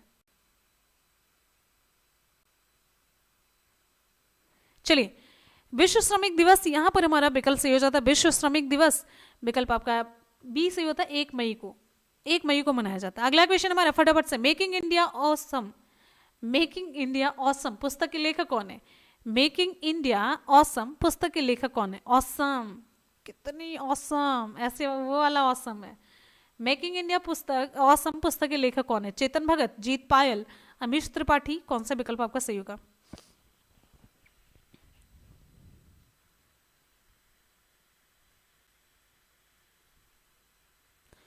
बढ़िया है कुमुद, किसी को ना जानना ज्यादा बेटर है। मेकिंग इंडिया ऑसम पुस्तक के लेखक कौन है? विकल्प यहाँ पर आपका कौन सा सही होगा? चलिए जल्दी से बताइए। यहाँ पर सही हो जाता है चेतना, ना चेतन ना है तो अमीश त्रिपाठी तो होंगे ही ना, दोनों पड़ोसी पड़ोसी हैं, दोनों एक दूसरे के पड़ोसी। विकल्प आपका ये सही होता है चेतन भगत। चेतन भगत की कोई 2 पुस्तक का नाम आप बताइए, चेतन भगत की कोई 2 पुस्तक का नाम आप बताइए। अगर आप पुस्तक पढ़ने के शौकीन होंगे तो जरूर पढ़े होंगे। आगे बढ़िए, नेक्स्ट क्वेश्चन हमारा अगला है, भारत में सर्वप्रथम विमुद्रीकरण कब किया गया था? डीमोनेटाइजेशन क्या बोलते हैं भाई, हमको तो नहीं पता है। भारत में सर्वप्रथम विमुद्रीकरण कब किया गया था? 85 में, 78 में, 2016 या फिर 1990 में? अच्छा, एक दूसरी, एक तो हाफ गर्लफ्रेंड हो गई और 2 स्टेट्स, एकदम मतलब बहुत सही बच्चे, बहुत सही।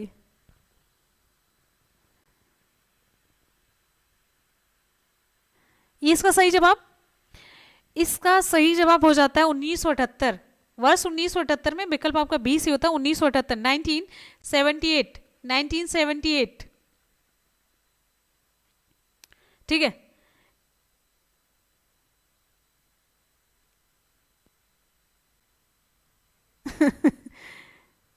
हाँ।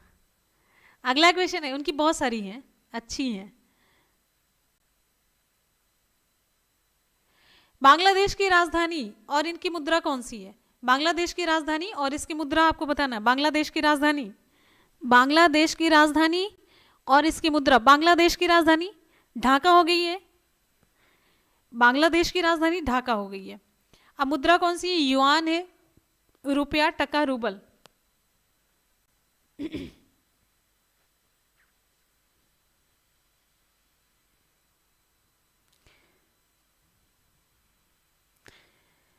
टोटल मार्क्स देखते हैं, टोटल मार्क्स देखते हैं। बांग्लादेश की राजधानी यहाँ पर सही जवाब हो जाता है टका है, विकल्प आपका सी सही होता है। राजधानी ढाका और मुद्रा टका है। बारदोली सत्याग्रह 1928 से संबंधित नेता कौन है?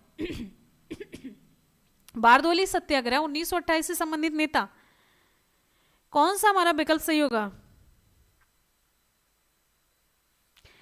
आगे देखिए, नेक्स्ट हमारा बारदोली सत्याग्रह है 1928 किससे संबंधित है?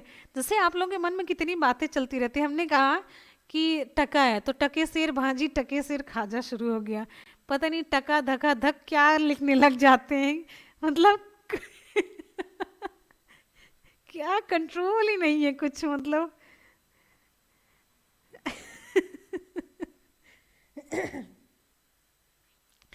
बारदोली सत्याग्रह विकल्प यहाँ पर हमारा सही हो जाता है। सही है भाई, सही है। खुश रहिए चाहे जैसे भी, विकल्प यहाँ पर हमारा सही हो जाता है सरदार वल्लभ भाई पटेल। विकल्प आपका बी सही होता है, वल्लभ भाई पटेल। अगला क्वेश्चन, कुछ भी सुर लय ताल मिले चाहे ना मिले, पता नहीं क्या आ गया, टका आ गया, लो टके सिर भाजी, टके सिर खाजा। हाँ, पता नहीं क्या क्या है, हमको खुद ही नहीं समझ आता है कि क्या लिखते हैं सब लोग। बारदोली सत्याग्रह विकल्प आपका बी सही होता है, सरदार वल्लभ भाई पटेल। अच्छा, भारत में साइमन कमीशन के बहिष्कार का मुख्य कारण क्या था? भारत में जो साइमन कमीशन आया तो उसके बहिष्कार का मुख्य कारण आप सभी को पता है, उसमें क्या हुआ था?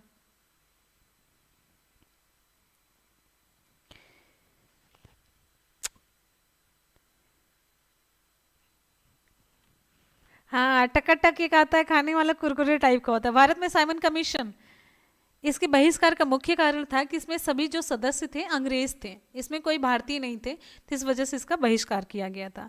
विकल्प आपका यहाँ पर सही हो जाता है, हाँ, विकल्प बी। नेक्स्ट है हमारा, कांग्रेस के प्रतिनिधि के रूप में गांधी जी ने किस एक मात्र गोल में सम्मेलन में भाग लिया था? कांग्रेस के प्रतिनिधि के रूप में गांधी जी ने किस एक मात्र गोल में सम्मेलन में भाग लिया था? प्रथम है, द्वितीय है, तृतीय है, चतुर्थ है? हाँ, आगे नेक्स्ट हमारा क्वेश्चन।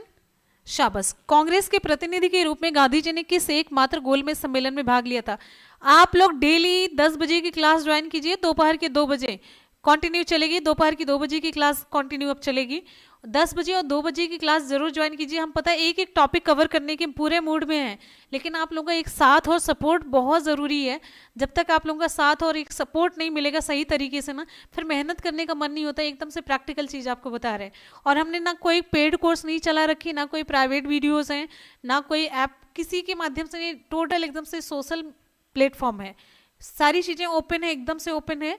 तो कम से कम आप लोगों का एक ऐसा नॉर्मल सा पॉजिटिव सपोर्ट जरूर चाहिए। आप सभी समझ सकते हैं, अगर मेहनत करें आप लोगों का सपोर्ट अच्छा सा रहता है, बड़ी पॉजिटिविटी आती है, नहीं तो फिर वो मन नहीं करता है। आगे देखिए, नेक्स्ट हमारा क्वेश्चन है। तो ये सही जवाब हो जाता है द्वितीय। इसका सही जवाब होता है विकल्प दूसरा, सही होता है द्वितीय। आगे बढ़ेंगे, नेक्स्ट है पानीपत का द्वितीय युद्ध कब हुआ था? आ गया हमारा फेवरेट क्वेश्चन है, पानीपत का द्वितीय युद्ध कब हुआ था? गांधी जी ने द्वितीय में भाग लिया था और डॉक्टर भीमराव अंबेडकर जो थे उन्होंने तीनों में भाग लिया था। बिल्कुल सही है सुरजीत, शाबाश, बहुत ही अच्छी रिप्लाई आ रही है।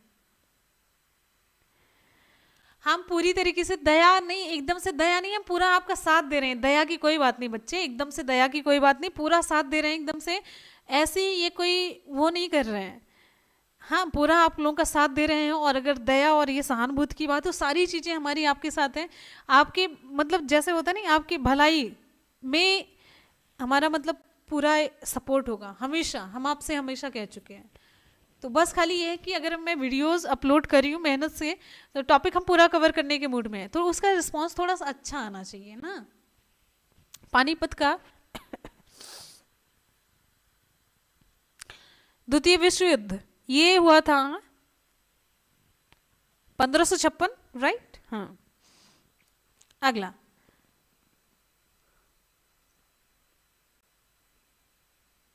मौर्य शासक अशोक ने कलिंग पर कब आक्रमण किया था? मौर्य शासक अशोक ने कलिंग पर कब आक्रमण किया था? 269, 261, 259 या फिर 251 में?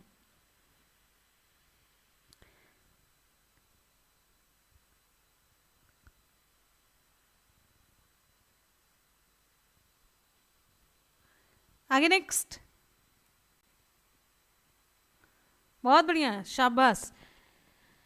मौर्य शासक विकल्प यहाँ पर आपका बी सही होता है 261 ईसा पूर्व। विकल्प आपका दूसरा सही होता है 261 ईसा पूर्व। अगला क्वेश्चन है, नेक्स्ट है अगला, ये देखिए इंपॉर्टेंट है। एलोरा के कैलाश मंदिर का निर्माण किसने करवाया था? एलोरा का जो कैलाश मंदिर था इसका निर्माण किसने कराया था? दोपहर के 2 बजे और रात के 10 बजे क्लास आपको मिस नहीं करना। कहीं भी आप चाहे जहां पर भी रहिए, आपको प्रकट हो जाना है। चाहे आप धरती में रहिए, चाहे आसमान में धंसे रहिए, चाहे जहां पर भी रहिए, आपको 2 बजे और 10 बजे की क्लास में जरूर उपस्थित होना, चाहे जैसे भी, हमें कुछ नहीं पता है। एलोरा के कैलाश मंदिर का निर्माण किसने कराया था? कल हमने 400 का टारगेट दिया था, अब कल आगे का टारगेट है 450 का। अभी हम इकट्ठे नहीं देते हैं। तो कृष्ण प्रथम है, इंद्र प्रथम है, इंद्र तृतीय, कृष्ण तृतीय। कौन सा सही होगा इसमें? एलोरा के कैलाश मंदिर का निर्माण, और एलोरा में कैलाश मंदिर है, किस किस का था, किस किस धर्म से रिलेटेड, वो सारी चीजें मैंने आपको कल की क्लास में बताई थी। बौद्ध से रिलेटेड, जैन से रिलेटेड और हिंदू धर्म से रिलेटेड। और बौद्ध में क्या था, जैन में क्या था, हिंदू में क्या था, वो सारी चीजें मैंने बताई। उसी से रिलेटेड क्वेश्चन कैलाश मंदिर। अब कैलाश मंदिर विकल्प यहाँ पर आपका पहला सही होता है, कृष्ण प्रथम है, राइट। आगे बढ़ेंगे, अगला क्वेश्चन नेक्स्ट है, गांधार कला किस काल में विकसित हुई थी? गांधार कला किस काल में विकसित हुई थी? गुप्त काल में, मौर्य काल, सातवाहनों के काल में, कुषाण काल में? विकल्प कौन सा सही होगा हमारा? शाबाश, बहुत बढ़िया। एक बार सभी स्टूडेंट फटाफट से रिप्लाई करेंगे, जल्दी से, जोरदार तरीके से रिप्लाई करने के साथ साथ वीडियो को लाइक और शेयर भी करेंगे। जल्दी से वीडियो को लाइक और शेयर करते रहिए। शाबाश, यहां पर हमारा विकल्प सही हो जाता है। गांधार कला किस काल में विकसित हुई, मोस्ट इंपॉर्टेंट क्वेश्चन है। और पता है एक चीज हम देखते हैं, जब भी एक रिप्लाई आती है ना, पहले ना सारे बच्चों की रिप्लाई नहीं आती, पहले एक रिप्लाई आती, कोई बच्चा रिप्लाई करता है, फिर आधे ना तो नकल करके उसके पीछे भग चलते हैं, देखते हैं कि कौन सा कोई रिप्लाई कर रहा है। गांधार कला विकल्प यहां पर आपका सही हो जाता है कुषाण काल। विकल्प आपका डी से होता है, कुषाण काल है। आगे बढ़ेंगे, नेक्स्ट है अगला क्वेश्चन हमारा, निम्नलिखित का मिलान कीजिए। हजारीबाग है, नेवली है, झरिया है, राउरकेला है। अब यहाँ पर कोयला है, लोहा है, भूरा कोयला, लिग्नाइट, अभ्रक है। नेक्स्ट हमारा क्वेश्चन, निम्नलिखित का मिलान कीजिए। हजारीबाग है, नेवेली है, झरिया, राउरकेला, कोयला, लोहा, भूरा कोयला, अभ्रक है।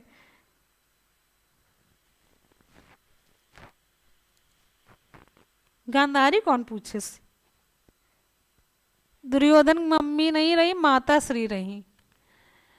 यहां पर हमारा सही जवाब हो जाता है, देखिए मिलान करिए, 4 3 1 2, 4 3 1 2, ठीक है, 4 3 1 2। एक का हजारीबाग हो जाएगा, हजारीबाग, ये हो जाएगा अभ्रक।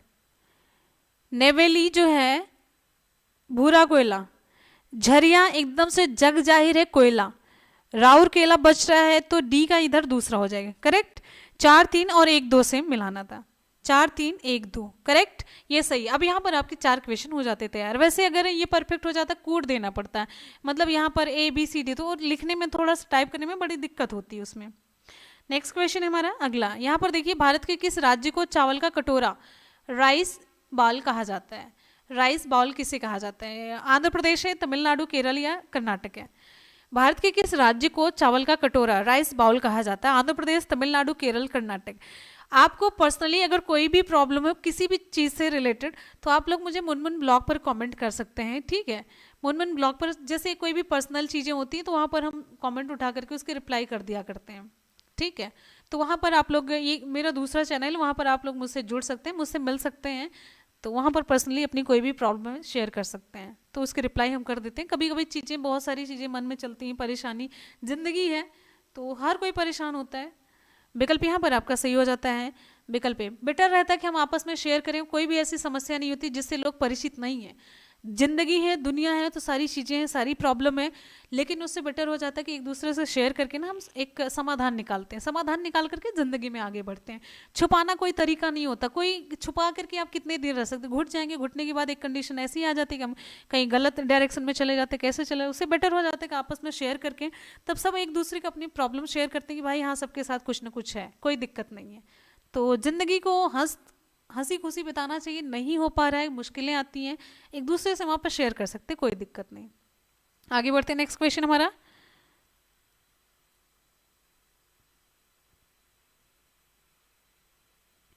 निम्नलिखित में से किसको सह्याद्री पर्वतमाला भी कहा जाता है? आगे देखेंगे,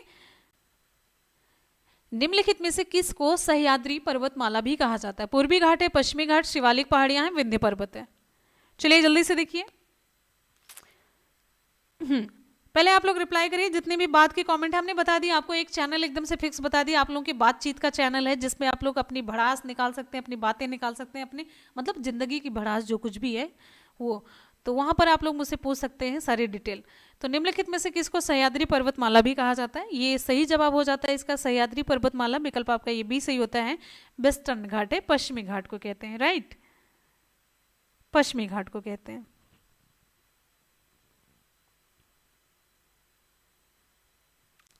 आगे बढ़ेंगे, नेक्स्ट है, एक दूसरे का नकल करके रिप्लाई नहीं करना है, आप पहले रिप्लाई आप करेंगे, आप पहले रिप्लाई करेंगे, ठीक है। हाँ, विश्व में सबसे विशाल मरुभूमि कौन सी है? विश्व में सबसे विशाल मरुभूमि कौन सी है? विश्व में सबसे विशाल मरुभूमि कौन सी है? इसको तारीफ समझो या फिर इंसल्ट समझो? विश्व में सबसे विशाल मरुभूमि कौन सी है? सहारा मरुभूमि, थार, गोवी या फिर ग्रेट सैंडी मरुभूमि? कौन सा विकल्प हमारा सही होगा? विश्व में सबसे विशाल मरुभूमि कौन सी है? हाँ, यहां पर हमारा विकल्प सही हो जाता है, विश्व में सबसे विशाल मरुभूमि, ये विकल्प आपका ये सही हो जाता है, सहारा मरुभूमि है, ठीक है। विकल्प आपका यहां पर सही हो जाता है, सहारा है, सहारा अफ्रीका। आगे बढ़ेंगे, अगला क्वेश्चन हमारा नेक्स्ट है, भारत में मुद्रास्फीति मापी जाती है कैसे? भारत में मुद्रास्फीति कैसे मापी जाती है? भारत में मुद्रास्फीति मापी जाती है कैसे? भारत में मुद्रास्फीति, हाँ हाँ बिल्कुल, गलत होंगे तो सही हो जाएंगे ना, गलत होने के बाद सही हो जाएंगे। पता है जब आप गलत करेंगे ना तभी आप सीरियसली वही चीज़ सही कर पाएंगे और फिर कभी नहीं भूलेगा। लेकिन आप नकल करके करेंगे फिर वो याद नहीं रह जाएगा। आप यहाँ पर क्लास कर रहे हैं पता है अपने को सुधारने के लिए, अपने को बेटर करने के लिए, अच्छा परफॉर्म करने के लिए। ये नहीं कि आप कमेंट सेक्शन में चैट में अच्छा परफॉर्म कर दिए फिर बस काम खत्म हो गया, नहीं, ये तो कोई उद्देश्य ही नहीं है। यहाँ पर 10 गलत हो जाए, हम तो कह रहे 20 क्वेश्चन में से 19 गलत हो जाए, लेकिन आप 19 सीख के तो जाएंगे फिर, लेकिन ये 19 फिर कभी भूलेगा नहीं आपको। ठीक है, आगे बढ़ेंगे। नेक्स्ट हमारा अगला, शाबाश, यहाँ पर हमारा विकल्प सही हो जाता थोक मूल्य सूचकांक के द्वारा। राइट, आगे बढ़ेंगे। अंत्योदय कार्यक्रम का उद्देश्य क्या था? अंत्योदय कार्यक्रम का उद्देश्य, जो क्वेश्चन का कलेक्शन है ना बहुत सॉलिड लेकर के आते हैं।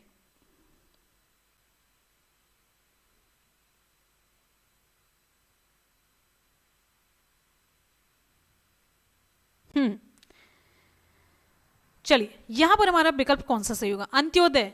अंत्योदय कार्यक्रम का उद्देश्य बिल्कुल सही है, विकल्प आपका डी सही होता है। गरीबों में सबसे अधिक गरीब की मदद करना, गरीबों में भी जो सबसे ज्यादा गरीब है उनकी मदद करना, ये अंत्योदय कार्यक्रम का उद्देश्य था। विकल्प आपका यहां पर ए सही होता है। क्लियर है? चलिए भाई आगे बढ़ते हैं। अगला क्वेश्चन हमारा, नेक्स्ट क्वेश्चन आप सभी की स्क्रीन पर। अगला क्वेश्चन, बंद अर्थव्यवस्था से आप क्या समझते हैं? बंद अर्थव्यवस्था से आप क्या समझते हैं? अच्छा एक बात बताइए, आप लोगों को क्वेश्चन का कलेक्शन कैसा लग रहा है? आप लोगों को क्वेश्चन का कलेक्शन कैसा लग रहा है?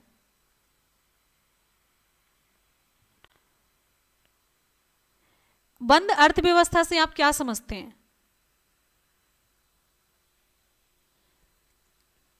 हमारा कोई भी बच्चा गरीब नहीं रह सकता है। गरीब होकर के पैदा हुए हैं ये आपकी गलती या कमी नहीं है। आप अपने मेहनत से अपने भाग्य को बदल सकते हैं। पता है कर्म ही एक ऐसी चीज है ना जिससे आप जो चाहे पा सकते हैं। अगर आपके पास कुछ भी नहीं ना, कर्म कीजिए, आपके पास सारी चीजें हो जाएंगी। कर्म करना पड़ता है। बंद अर्थव्यवस्था से यहाँ पर जिसमें ना आयात निर्यात बंद होता है, विकल्प आपके यहाँ पर बी से होता है, आयात निर्यात जिसमें बंद होता है। राइट, आगे बढ़ेंगे। अगला क्वेश्चन हमारा ये रहा, आप सभी की स्क्रीन पर आ रहा है। भारतीय संविधान के 73वें संशोधन का संबंध है। भारतीय संविधान के 73वें संशोधन का संबंध किससे है? नगरपालिका से, पंचायती राज से, केंद्र राज्य संबंध से, काम के अधिकार से। चलिए भाई आगे।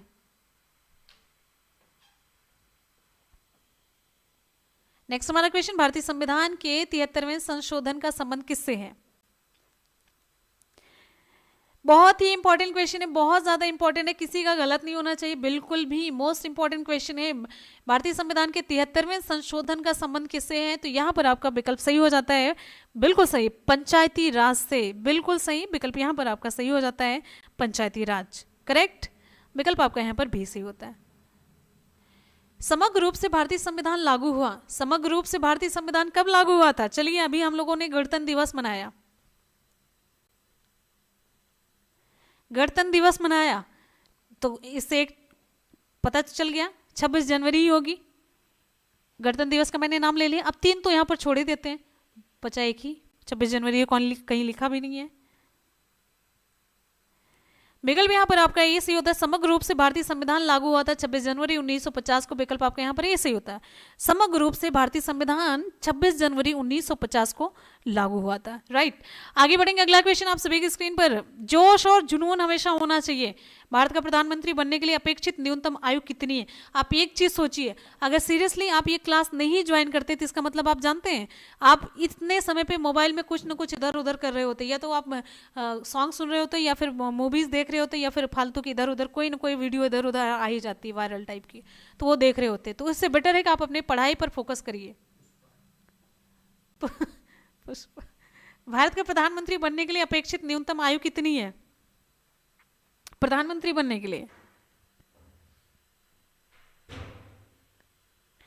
विकल्प यहां पर हमारा सी सी हो जाता है 25 वर्ष है। कितनी है? विकल्प आपका सी सी होता है 25 वर्ष।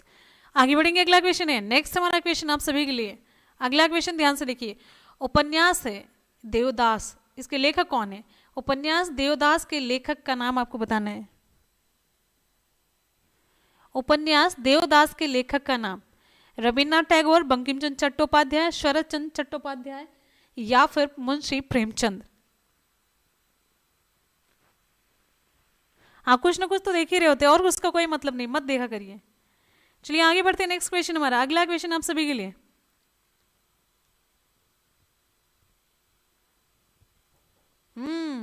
आगे, शाबाश, बहुत बढ़िया। विकल्प यहाँ पर आपका सही हो जाता है शरद चंद्र चट्टोपाध्याय। विकल्प आपका सी से होता है शरद चंद्र चट्टोपाध्याय, विकल्प आपका सी से होता है। आगे बढ़ेंगे, नेक्स्ट है हाइड्रोजन बम आधारित है किस पर? हाइड्रोजन बम किस पर आधारित है? चलिए भाई, हाइड्रोजन बम किस पर आधारित है?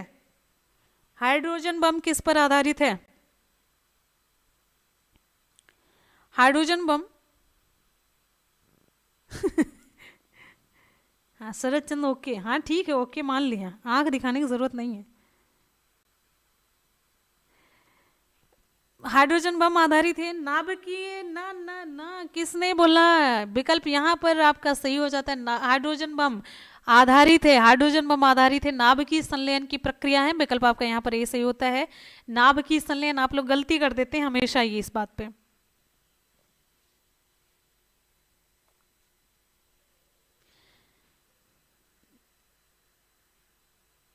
हाँ, विकल्प यहाँ पर आपका नाभिकीय संलयन सही होगा। आगे बढ़ते हैं, अगला क्वेश्चन है, नेक्स्ट हमारा अगला क्वेश्चन, हाइड्रोजन बम और सूर्य जो है नाभिकीय संलयन पर आधारित है। अच्छा देखिए, अब एक क्वेश्चन आ रहा है ना, ये इसको ये अभी आगे पूरा मिलेगा। पौधों और जंतुओं के बीच की योजक कड़ी के रूप में जाना जाता है। कल मैंने एक क्वेश्चन करवाया था ना, जबकि उससे रिलेटेड हमने ये नहीं लिया क्वेश्चन, लेकिन देखिए आप जब भी पढ़े रहते हो आगे कहीं ना कहीं आपको मिल जाता है। पौधों और जंतुओं के बीच की योजक कड़ी, कनेक्टिंग लिंक किसे माना जाता है? कल ही मैंने बताया, अमीबा है, युग्लिना है, प्लाज्मोडियम है, पैरामीशियम है।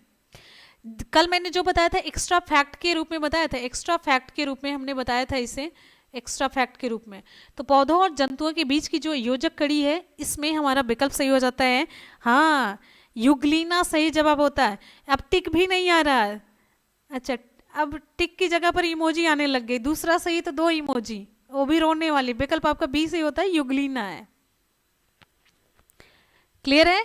चलिए अब बहुत आसान सा क्वेश्चन आ रहा है आगे, विटामिन B1 का अन्य नाम आपको बताना। B1, विटामिन B1 का अन्य नाम, थायमिन, हीमोग्लोबिन, राइबोफ्लेविन, डेक्सट्रोज, क्या है भाई? विटामिन B1 का अन्य नाम आपको बताना है। शाबाश, बहुत बढ़िया। अच्छा ये बताइए, क्वेश्चन का कलेक्शन कैसा लग रहा है, क्लास आपको कैसी लग रही है? और आप लोग ना अपना फीडबैक जरूर दीजिएगा, और जो भी चेंजेस चाहिए जैसे भी आप लोग नीचे कमेंट करके जरूर बताइएगा। विटामिन B1 का अन्य नाम, विटामिन B1 को और किस नाम से जानते हैं हम? यहाँ पर हमारा विकल्प ए सही होता है, थायमिन। किस नाम से जानते हैं? थायमिन के नाम से जानते हैं। विटामिन B1 का अन्य नाम थायमिन है, राइट। आगे बढ़ेंगे, अगला क्वेश्चन हमारा नेक्स्ट है, प्रकाश वोल्टीय सेल के प्रयोग से सौर ऊर्जा का रूपांतरण करने से निम्नलिखित में से किसका उत्पादन होता है? प्रकाश वोल्टीय सेल का प्रयोग करने से, यानी कि सौर ऊर्जा का रूपांतरण करने के लिए निम्नलिखित में से किसका उत्पादन किया जाता है? प्रकाश वोल्टीय सेल का जब हम प्रयोग करते हैं, सौर ऊर्जा किससे, सौर ऊर्जा मतलब किस में बदलती है? प्रकाशीय ऊर्जा, विद्युत ऊर्जा, ऊष्मीय या फिर यांत्रिक ऊर्जा?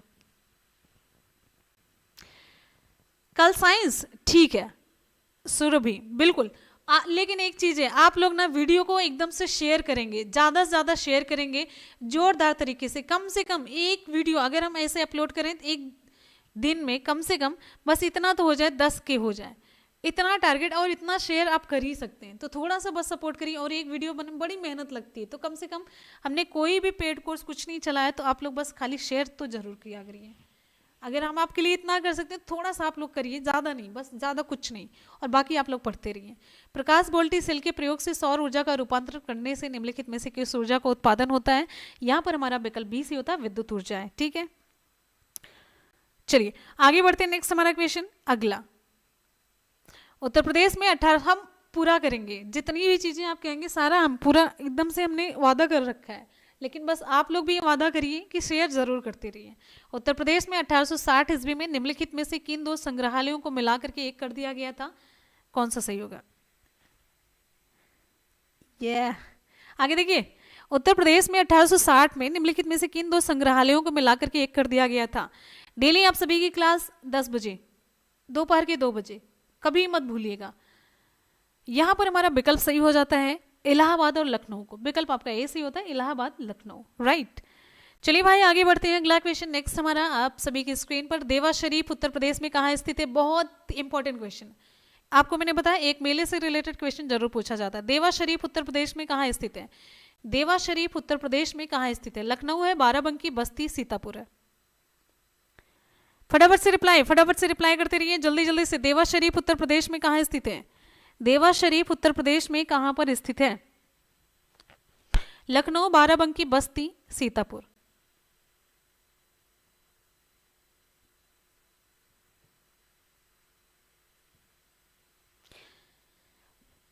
हाँ बिल्कुल, यहाँ पर हमारा 20 ही हो जाता है। बाराबंकी इसका सही जवाब होता है 100%। और एक क्वेश्चन आपके मेले से रिलेटेड जरूर पूछा जाता है, ठीक है। चलिए आगे बढ़ेंगे, अगला है भारत खंडे संगीत संस्थान लखनऊ डीम्ड विश्वविद्यालय कब बना था? भारत खंडे संगीत संस्थान लखनऊ डीम्ड विश्वविद्यालय कब बना था? आपको क्वेश्चन मैंने करवाया भी है।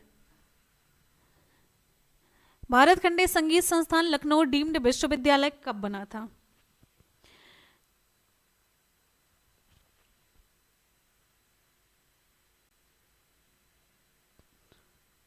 विकल्प यहां पर आपका सही होता है वर्ष 2000 में। विकल्प आपका 20 ही होता है वर्ष 2000 में। नेक्स्ट क्वेश्चन, उत्तर प्रदेश में विधिक शोध संस्थान है, निम्न में से कौन सा शोध संस्थान आगरा में स्थित है?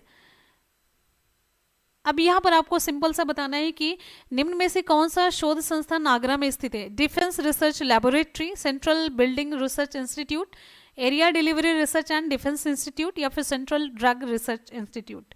कौन सा है कि जो आगरा में स्थित है? अब आगरा वाले कुछ नहीं तो आगरा वाले जरूर बताएंगे। आगरा से कोई है क्या? आगरा से कोई है? ओके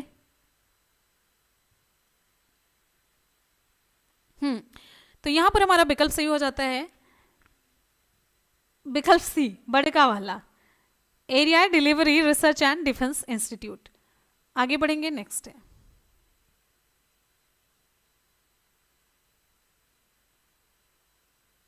आ रहा है निर्धन व अशक्त नागरिकों के लिए मुक्त विधिक सहायता संविधान के किस अनुच्छेद में उपबंधित है?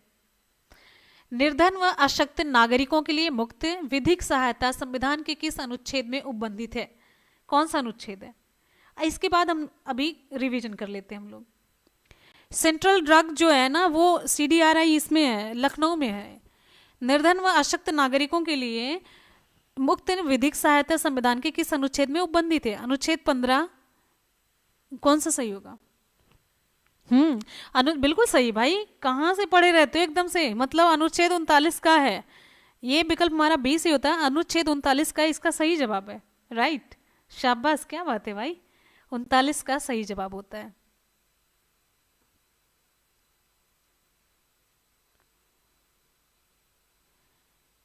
चलिए रिवीजन करते हैं हम लोग सभी क्वेश्चंस का, सुपर फास्ट तरीके से रिवीजन करेंगे। आ जाइए,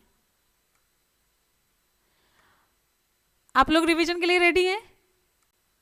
चलिए रिवीजन स्टार्ट। रिवीजन में एक टारगेट होना चाहिए, जानते हैं कौन सा टारगेट? कि एक भी क्वेश्चन आपका गलत नहीं होना चाहिए। एक भी क्वेश्चन गलत नहीं होना चाहिए, 100% आप सही करना चाहिए। यही पढ़ने के बाद रिवीजन करके यही का यही खत्म करके जाना है। ना आप PDF के चक्कर में पढ़िए ना किसी चीज। PDF कभी पढ़ा नहीं जाता है, ये आज तक हम अपना रिकॉर्ड बता रहे हैं। और ये एक ह्यूमन नेचर है, PDF से कभी कोई नहीं पढ़ पाया। अखिल भारतीय किसान सभा 1936 ईस्वी के प्रथम अध्यक्ष कौन थे? इसका सही जवाब हो जाता है स्वामी सहजानंद सरस्वती। नेक्स्ट क्वेश्चन हमारा अगला, शाबाश। निम्नलिखित में से कौन सा युग्म सुमेलित नहीं है? संगठन और स्थापना वर्ष की बात की जा रही है, तो संगठन और स्थापना वर्ष में विकल्प यहाँ पर आपका सही हो जाता है इंडिया लीग। विकल्प आपका C से होता है 1872 का। आगे, किस वायसराय को भारत में स्थानीय स्वशासन की स्थापना का श्रेय है? किस वायसराय को भारत में स्थानीय स्वशासन की स्थापना का श्रेय है? यहां पर विकल्प सही हो जाएगा, विकल्प हमारा C, लॉर्ड रिपन है। नेक्स्ट क्वेश्चन, निम्नलिखित में से युद्ध संबंधी नृत्य कौन सा है? निम्नलिखित में से युद्ध संबंधी नृत्य कौन सा है? कथकली, मेघालय का बंबू नृत्य, मयूरभंज का छाओ। हाँ, तो ये विकल्प आपका 20 ही होता है यहाँ पर, मेघालय का बंबू नृत्य। लोक चित्रकला मधुबनी किस राज्य में लोकप्रिय है? लोक चित्रकला मधुबनी किस राज्य में लोकप्रिय है? मधुबनी, जग जाहिर सा क्वेश्चन, विकल्प आपका C से ही होता है, बिहार है। नेक्स्ट हमारा, बिरजू महाराज ने किस नृत्य शैली में ख्याति प्राप्त की थी? बिरजू महाराज ने किस नृत्य शैली में ख्याति प्राप्त की थी? तो बिरजू महाराज, ये विकल्प सी से होता है कथक से रिलेटेड। निम्नलिखित में से कौन सा युग्म सुमेलित नहीं है? निम्नलिखित में से कौन सा युग्म सुमेलित नहीं है?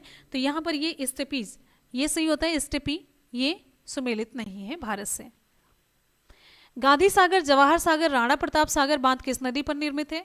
तो ये सभी बांध ये है चंबल नदी पर। संसार की अधिकतम वर्षा निम्नलिखित में से किस रूप में होती है? संसार की अधिकतम वर्षा निम्नलिखित में से किस रूप में होती है? पर्वतकृत है, चक्रवाती है, संवहनी, प्रतिचक्रवात? विकल्प आपका ए सही होता है पर्वतकृत। विश्व का सबसे बड़ा नदी द्वीप माजुली अवस्थित है। विश्व का सबसे बड़ा नदी द्वीप माजुली अवस्थित है। माजुली, ये विकल्प आपका बी सही होता है ब्रह्मपुत्र नदी में। विकल्प बी ब्रह्मपुत्र नदी इसका सही जवाब है। राइट, अगला क्वेश्चन हमारा नेक्स्ट है इकोनॉमिक्स से रिलेटेड। ये रहा क्वेश्चन, भारतीय रिजर्व बैंक की मुद्रा नीति का उद्देश्य नहीं है। भारतीय रिजर्व बैंक की मुद्रा नीति का उद्देश्य, विकल्प यहाँ पर आपका ये सही होता है सामाजिक न्याय सुनिश्चित करना। सामाजिक न्याय सुनिश्चित करना ये रिजर्व बैंक की मुद्रा नीति का उद्देश्य नहीं है। अगला क्वेश्चन है, लघु और कुटीर उद्योग इसलिए महत्वपूर्ण है क्योंकि? लघु और कुटीर उद्योग इसलिए महत्वपूर्ण है क्योंकि वे बहुतों को रोजगार प्रदान करते हैं। क्या है? विकल्प आपका बी सही होता है बहुतों को रोजगार प्रदान करते हैं। जिस मुद्रा में भुगतान करने पर लेनदार कानूनी तौर पर स्वीकार करने से इनकार नहीं कर सकता उसे हम क्या कहते हैं? जिस मुद्रा में भुगतान करने पर लेनदार कानूनी तौर पर स्वीकार करने से इनकार नहीं कर सकता है उसे हम कहते हैं, विकल्प आपका ए सही होता है विधिग्राह्य मुद्रा।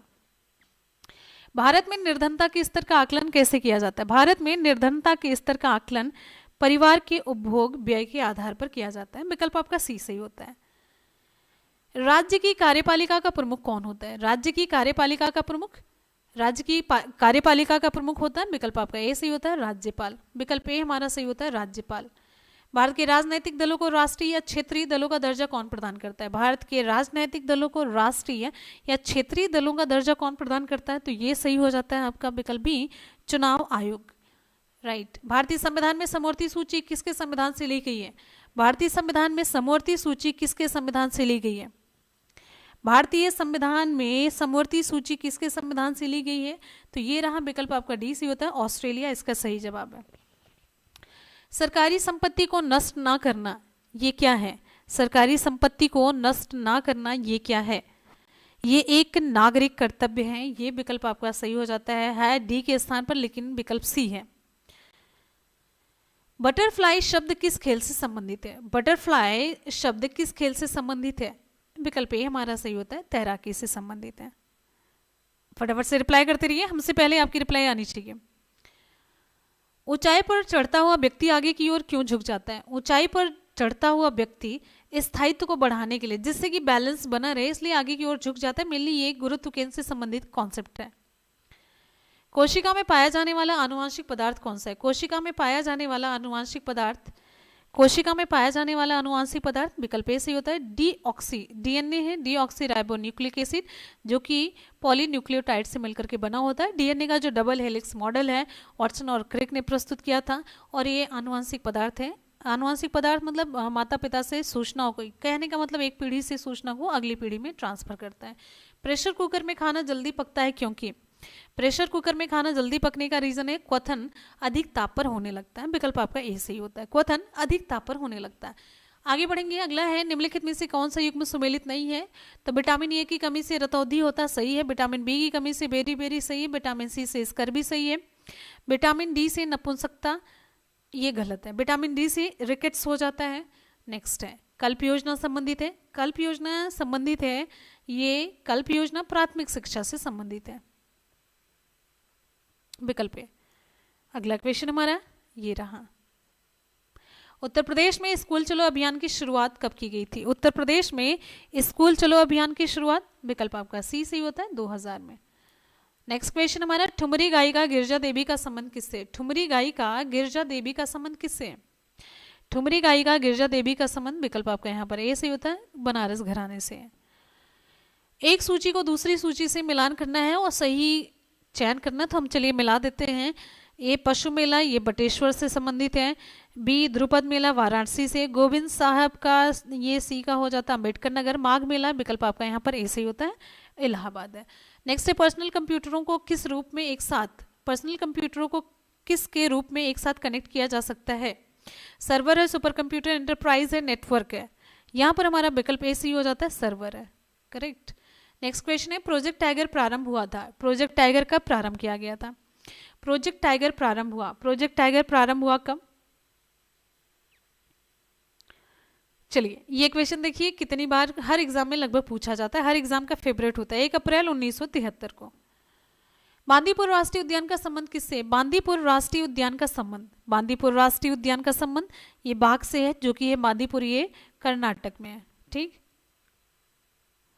नेक्स्ट है भाभा परमाणु अनुसंधान केंद्र कहाँ स्थित है? भाभा परमाणु अनुसंधान केंद्र कहाँ स्थित है? भाभा परमाणु अनुसंधान केंद्र, ये विकल्प आपका डी से होता है, ट्राम्बे है। शहीद भगत सिंह दिवस कब मनाया जाता है? शहीद भगत सिंह दिवस, ये विकल्प आपका सी से होता है, 23 मार्च। शहीद भगत सिंह दिवस 23 मार्च को मनाया जाता है, विकल्प आपका सी से ही होता है। एशिया का नोबेल इनमें से किस पुरस्कार को कहा जाता है? एशिया का नोबेल इनमें से किस पुरस्कार को कहा जाता है? एशिया का नोबेल इनमें से किस पुरस्कार को कहा जाता है? तो विकल्प ए हमारा सही होता है, रेमन मैग्सेसे पुरस्कार को। अगला क्वेश्चन हमारा ये रहा। नेक्स्ट है हड़प्पा सभ्यता में विशाल स्नानागार का साक्ष्य कहाँ से प्राप्त हुआ? हड़प्पा सभ्यता में विशाल स्नानागार का साक्ष्य कहाँ से प्राप्त हुआ है?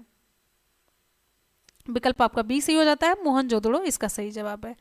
ठीक है, इसका सही जवाब मोहनजोदड़ो। नेक्स्ट क्वेश्चन हमारा, महात्मा बुद्ध ने अपना प्रथम उपदेश कहाँ दिया था? महात्मा बुद्ध ने अपना प्रथम उपदेश दिया था वाराणसी के सारनाथ में, विकल्प आपका डी से होता है। किस गुप्त शासक को कविराज कहा गया? किस गुप्त शासक को कविराज कहा गया? समुद्रगुप्त, रामगुप्त, स्कंदगुप्त या फिर कुमारगुप्त? किस गुप्त शासक को कविराज कहा गया? विकल्प यहाँ पर आपका ए से होता है, समुद्रगुप्त। साइमन कमीशन के बहिष्कार के दौरान हुए लाठीचार्ज के कारण किस नेता की मृत्यु हो गई? साइमन कमीशन के बहिष्कार के दौरान लाला लाजपत राय, विकल्प आपका सी से होता है। गोलमेज सम्मेलन क्यों आयोजित किए गए थे? गोलमेज सम्मेलन क्यों आयोजित किए गए थे? गोलमेज सम्मेलन, विकल्प यहाँ पर आपका सही हो जाता है, भारत को स्वतंत्रता प्रदान करने के लिए गोलमेज सम्मेलन आयोजित किए गए थे। अगला क्वेश्चन है, निम्नलिखित में से किस नृत्य शैली में कथा या भाव हमेशा महाभारत या रामायण से लिया जाता है? निम्नलिखित में से किस नृत्य शैली में भाव, कथा या भाव हमेशा महाभारत या महाभारत या रामायण से लिया जाता है? तो विकल्प आपका सी से होता है, कुचिपुड़ी, जो कि आंध्र प्रदेश से रिलेटेड नृत्य है, लोक नृत्य। प्रसिद्ध विट्ठल स्वामी का मंदिर और हजारा का मंदिर, प्रसिद्ध विट्ठल स्वामी का मंदिर और हजारा का मंदिर का निर्माण किसने करवाया? देवराय द्वितीय, हरिहर द्वितीय, कृष्णदेव राय या फिर बुक्का ने? विकल्प यहाँ पर हमारा कौन सा सही होगा? चलिए हाँ आगे बढ़ते हैं। हमारा अगला क्वेश्चन है, प्रसिद्ध विट्ठल स्वामी का मंदिर और हजारा का मंदिर का निर्माण किसने कराया? तो यहाँ पर विकल्प आपका सही हो जाता है, कृष्णदेव राय ने करवाया, विकल्प आपका सी सी होता है, कृष्णदेव राय ने। नेक्स्ट क्वेश्चन, भारतीय मरुस्थल की एक महत्वपूर्ण नदी कौन सी है? भारतीय मरुस्थल की एक महत्वपूर्ण नदी कौन सी है? भारतीय मरुस्थल की एक महत्वपूर्ण नदी है, विकल्प यहाँ पर आपका सही हो जाता है, लूनी है। ठीक है, भारतीय मरुस्थल की एक महत्वपूर्ण नदी, विकल्प आपका यहाँ पर ए सही हो जाता है, लूनी है। आगे बढ़ेंगे, अगला क्वेश्चन हमारा है, नागार्जुन सागर बांध का निर्माण किस नदी पर हुआ? नागार्जुन सागर बांध का निर्माण किस नदी पर हुआ? नागार्जुन सागर बांध का निर्माण, विकल्प यहाँ पर आपका सही हो जाता है, बिल्कुल सही है, विकल्प आपका ए सही होता है, कृष्णा नदी पर। अगला हमारा क्वेश्चन, समुद्र तल से ऊपर विश्व की सबसे बड़ी पर्वत श्रृंखला कौन सी है? समुद्र तल से ऊपर विश्व की सबसे बड़ी पर्वत श्रृंखला, विकल्प आपका बी सही होता है, हिमालय है। पूर्ण लागत कीमत निर्धारण के अधीन निम्नलिखित में से किसके द्वारा कीमत निर्धारित की जाती है? यहां पर हमारा सही जवाब हो जाता है, सीमांत लागत में सामान्य लाभ जोड़कर। आर्थिक समृद्धि मुख्यतया निर्भर होती है, आर्थिक समृद्धि मुख्यतया निर्भर होती है, आर्थिक समृद्धि मुख्यतया निर्भर होती है, विकल्प सी, निवेश के स्तर पर। भारतीय रिजर्व बैंक किस प्रणाली के अनुसार नोट जारी करता है? भारतीय रिजर्व बैंक किस प्रणाली के अनुसार नोट जारी करता है? विकल्प यहां पर आपका सी से होता है, न्यूनतम आरक्षण प्रणाली। प्रति व्यक्ति, अगला क्वेश्चन है, प्रति व्यक्ति आय निकालने के लिए राष्ट्रीय आय को किससे भाग किया जाता है? यहां पर आपका उत्तर ए सही होता है, देश की कुल जनसंख्या से। भारत के राष्ट्रपति केवल किसकी लिखित सिफारिश पर राष्ट्रीय आपात स्थिति की उद्घोषणा जारी कर सकते हैं? यहां पर हमारा विकल्प सी से होता है संघ का मंत्रिपरिषद। संविधान में कितने प्रकार के आपातकालों का प्रावधान है? संविधान में कितने प्रकार के आपातकालों का प्रावधान है? विकल्प आपका सी से होता है 352, 56 और 60 है। 352, 56, 60। संसद के दोनों सदनों का संयुक्त सत्र कौन बुला सकता है? संसद के दोनों सदनों का संयुक्त सत्र कौन बुला सकता है? संसद के दोनों सदनों का संयुक्त सत्र विकल्प आपका यहाँ पर ए से होता है राष्ट्रपति। मूलभूत अधिकारों की सूची में से किस संविधान संशोधन द्वारा संपत्ति के अधिकार को हटाया गया? मूलभूत अधिकारों की सूची में से किस संविधान संशोधन द्वारा संपत्ति के अधिकार को हटाया गया? 42वां, 62वां, 44वां या फिर 43वां? इसका सही जवाब हो जाता है सी, 44वां संशोधन 1978। आगे बढ़ेंगे, अगला क्वेश्चन हमारा नेक्स्ट है, वसा में घुलनशील विटामिन और फिर 300A के तहत इसको जोड़ दिया गया है। वसा में घुलनशील विटामिन कौन से हैं? वसा में घुलनशील विटामिन यहां पर आपका सही हो जाता है कैल्सीफेरॉल है, कैरोटीन है, टोकोफेरॉल है। आगे नेक्स्ट हमारा क्वेश्चन अगला, रेशम का उत्पादन किससे होता है? रेशम का उत्पादन किससे होता है? रेशम का उत्पादन किससे होता है? रेशम का उत्पादन किससे होता है? तो ये रेशम कीट के लार्वा से। विकल्प आपका सी से होता है रेशम कीट का लार्वा। आगे बढ़ेंगे, अगला क्वेश्चन, सरस्वती सम्मान निम्न में से किस क्षेत्र में दिया जाता है? सरस्वती सम्मान निम्नलिखित में से किस क्षेत्र में दिया जाता है? सरस्वती सम्मान निम्न में से किस क्षेत्र में दिया जाता है? तो सरस्वती सम्मान विकल्प आपका ए से होता है साहित्य के क्षेत्र में। किसी कंप्यूटर या नेटवर्क में अनाधिकृत रूप से घुसपैठ करना और डाटा से छेड़छाड़ करना क्या कहलाता है?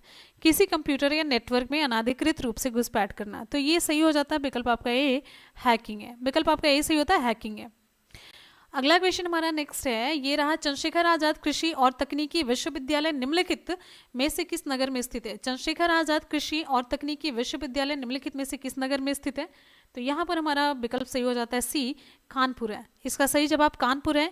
कल्प योजना संबंधित है, रिपीट हो गया। विकल्प आपका यहाँ पर ए सही होता है प्राथमिक शिक्षा से। किससे संबंधित है? प्राथमिक शिक्षा से संबंधित है, राइट। आगे बढ़ेंगे, हमारा अगला क्वेश्चन नेक्स्ट है, निम्नलिखित में से कौन सा उत्तर प्रदेश का लोक नृत्य नहीं है? उत्तर प्रदेश का लोक नृत्य कौन सा नहीं है? तो यहाँ पर कर्मा हो जाता है विकल्प आपका सी। उत्तर प्रदेश में लोकायुक्त संगठन बना कब? उत्तर प्रदेश में लोकायुक्त संगठन कब बना है?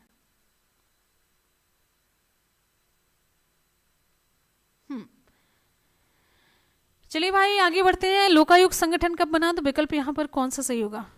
1977 होगा, इसका सही जवाब है विकल्प ए।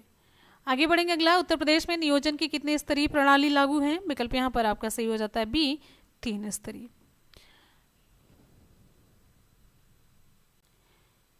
ये मैंने आप लोगों को खोजने के लिए बोला है, भारतीय संविधान के किस अनुच्छेद में यह विवरण मिलता है कि महिलाओं को मातृत्व की स्थिति में मातृत्व लाभ प्रदान किया जाना चाहिए? तो आप खोज कर बताएंगे? एक मिनट। तो चलिए, ये आप लोगों के लिए काम है, तो आप लोग के लिए मेहनत का काम है, आप लोग इसे खोजेंगे।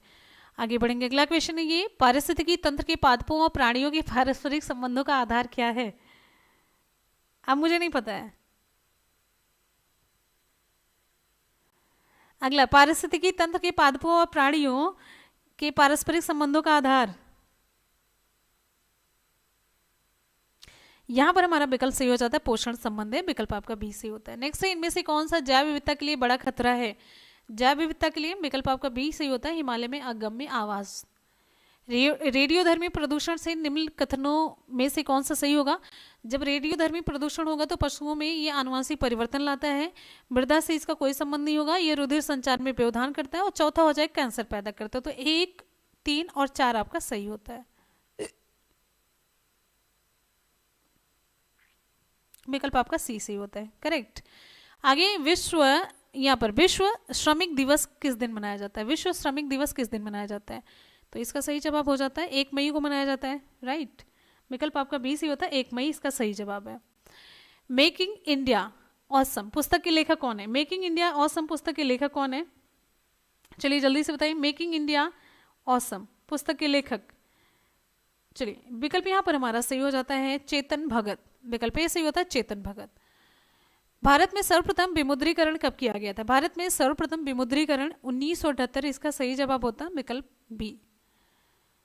अगला हमारा क्वेश्चन है, बांग्लादेश की राजधानी और मुद्रा कौन सी? बांग्लादेश की राजधानी है ढाका और मुद्रा की अगर हम बात करते हैं तो ये हो जाता है टका। तो ये विकल्प आपका सी सही होता है, ढाका और टका है।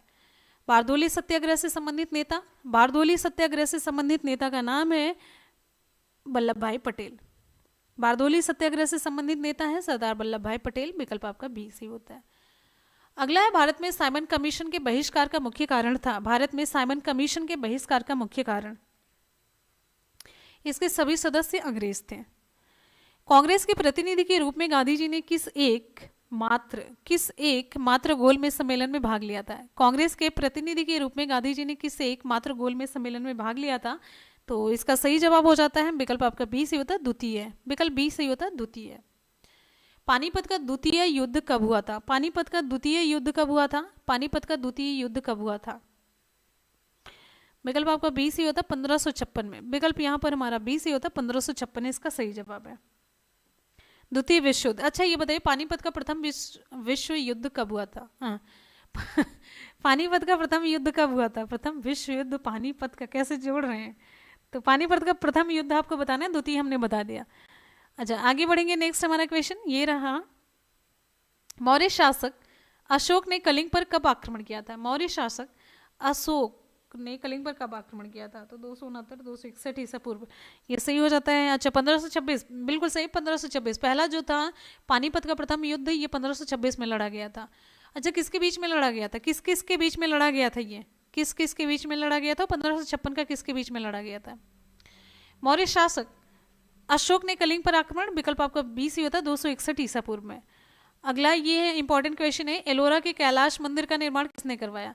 एलोरा के कैलाश मंदिर का निर्माण किसके द्वारा किया गया? एलोरा का कैलाश मंदिर, ये विकल्प आपका सही हो जाता है पहला, कृष्ण प्रथम। विकल्प आपका पहला सही होता है, कृष्ण प्रथम है। गांधार कला किस काल में विकसित हुई? गांधार कला किस काल में विकसित हुई है? गांधार कला किस काल में विकसित हुई है? तो ये गांधार कला विकल्प आपका सही हो जाता है डी, कुषाण काल है। इंपॉर्टेंट क्वेश्चन है ये, इसका सही जवाब हो जाता है विकल्प डी, कुषाण काल है। राइट अगला क्वेश्चन हमारा नेक्स्ट है, निम्नलिखित का मिलान करना है। हजारीबाग है, नेवेली है, झरिया, राउरकेला, कोयला, लोहा, भूरा कोयला, अभ्रक है। इसका सही जवाब ये मिलान में आप मिलाएंगे 4 3 1 2, 4 नेवेली भूरा कोयला, लिग्नाइट है, झरिया ये कोयला हो जाता है, राउरकेला लोहा हो जाता है। भारत के किस राज्य को चावल का कटोरा कहा जाता है? राइस बाउल किसे कहा जाता है? आंध्र प्रदेश, तमिलनाडु, केरल, कर्नाटक। इसका सही जवाब, हाँ आगे देखिए, भारत के किस राज्य को चावल का कटोरा कहते हैं? चावल का कटोरा कहा जाता है ये आंध्र प्रदेश। आगे बढ़ेंगे भाई, अगला हमारा क्वेश्चन नेक्स्ट आप सभी की स्क्रीन पर ये रहा, निम्नलिखित में से किसको सह्याद्री पर्वतमाला भी कहा जाता है? निम्नलिखित में से किसको सह्याद्री पर्वतमाला कहा जाता है? तो सह्याद्री पर्वतमाला यहाँ पर विकल्प आपका बी सी होता है, पश्चिमी घाट है। विकल्प बी सी होता है, पश्चिमी घाट है। नेक्स्ट हमारा क्वेश्चन, विश्व में सबसे विशाल मरुभूमि कौन सी है? विश्व में सबसे विशाल मरुभूमि कौन सी है? विकल्प ए हमारा सही होता है सहारा मरुभूमि है। विकल्प आपका ए सही होता है सहारा मरुभूमि है अफ्रीका की। राइट आगे बढ़ेंगे, नेक्स्ट क्वेश्चन हमारा अगला क्वेश्चन, भारत में मुद्रास्फीति मापी जाती कैसे? भारत में मुद्रास्फीति कैसे मापी जाती है? तो पहला सही हो जाता है, थोक मूल्य सूचकांक के द्वारा भारत में मुद्रास्फीति मापी जाती है। राइट आगे बढ़ेंगे, अगला क्वेश्चन ये रहा, अंत्योदय कार्यक्रम का उद्देश्य था। अंत्योदय कार्यक्रम का उद्देश्य क्या था? अंत्योदय कार्यक्रम का उद्देश्य देखिए, विकल्प आपका डी सी होता है, गरीबों में सबसे अधिक गरीब की मदद करना, ये अंत्योदय कार्यक्रम का उद्देश्य था। बंद अर्थव्यवस्था से आप क्या समझते हैं? बंद अर्थव्यवस्था से आप क्या समझते हैं? कैसी अर्थव्यवस्था होती है? जिसमें आयात और निर्यात दोनों बंद होता है, वो बंद अर्थव्यवस्था होती है। अगला हमारा क्वेश्चन आप सभी के लिए है, बहुत ही इंपॉर्टेंट क्वेश्चन, भारतीय संविधान के 73वें संशोधन का संबंध किससे है? भारतीय संविधान के 73वें संशोधन का संबंध किससे है? तो ये पंचायती राज से संबंधित है। नेक्स्ट है, समग्र रूप से भारतीय संविधान लागू हुआ था कब? समग्र रूप से भारतीय संविधान कब लागू हुआ था? समग्र रूप से भारतीय संविधान, विकल्प आपका पहला सही होता है 26 जनवरी 1950 को। कब लागू हुआ था? 26 जनवरी 1950 को लागू हुआ था। अगला है, भारत का प्रधानमंत्री बनने के लिए अपेक्षित न्यूनतम आयु कितनी होती है? भारत का प्रधानमंत्री बनने के लिए अपेक्षित न्यूनतम आयु कितनी है?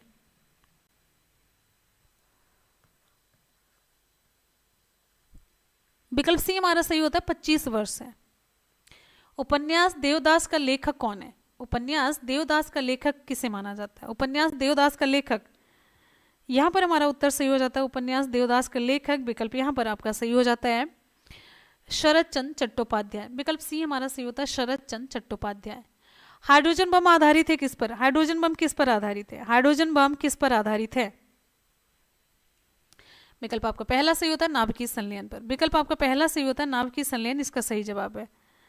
आगे बढ़ेंगे, अगला क्वेश्चन नेक्स्ट हमारा, पौधों और जंतुओं के बीच की जो योजक कड़ी है उसमें उदाहरण कौन सा है? पौधों और जंतुओं के बीच, पौधों और जंतुओं के बीच की योजक कड़ी के रूप में जाना जाता है किसे? पौधों और जंतुओं के बीच योजक कड़ी के रूप में विकल्प आपका बी सही होता है यूग्लिना है इसका सही जवाब। विटामिन बी1 का अन्य नाम क्या है? रिवीजन जितना करवाए वो तो करेंगे ना पूरा। विटामिन बी1 का अन्य नाम, बी1 का अन्य नाम यहाँ पर विकल्प आपका पहला सही होता है थायमीन है। प्रकाश वोल्टी सेल के प्रयोग से सौर ऊर्जा को रूपांतरित करने के लिए निम्नलिखित में से किसका उत्पादन होता है? तो प्रकाश वोल्टी सेल, यहाँ पर आपका उत्तर सही हो जाता है ये विद्युत ऊर्जा, विकल्प आपका बी सही होता है। उत्तर प्रदेश में 1860 में निम्नलिखित में से किन दो संग्रहालयों को मिलाकर के एक कर दिया गया था? तो ये उत्तर सही हो जाता है आपका प्रयागराज और लखनऊ का, इलाहाबाद और लखनऊ। देवा शरीफ उत्तर प्रदेश में कहाँ पर स्थित है? देवा शरीफ उत्तर प्रदेश में कहाँ पर स्थित है? देवा शरीफ उत्तर प्रदेश में कहाँ पर स्थित है? तो इसका सही जवाब हो जाता है देवा शरीफ, ये विकल्प आपका बी सही होता है, बाराबंकी है। आगे बढ़ेंगे, नेक्स्ट है भारत खंडे संगीत संस्थान लखनऊ डीम्ड विश्वविद्यालय बना, ये विकल्प आपका बी सही होता है 2000 में बना था। उत्तर प्रदेश में वैदिक शोध संस्थान है, निम्न में से कौन सा शोध संस्थान आगरा में स्थित है? तो आगरा में है ये area delivery research and defence institute, ठीक है, यहां पर आपका ये सही हो जाता है सी वाला।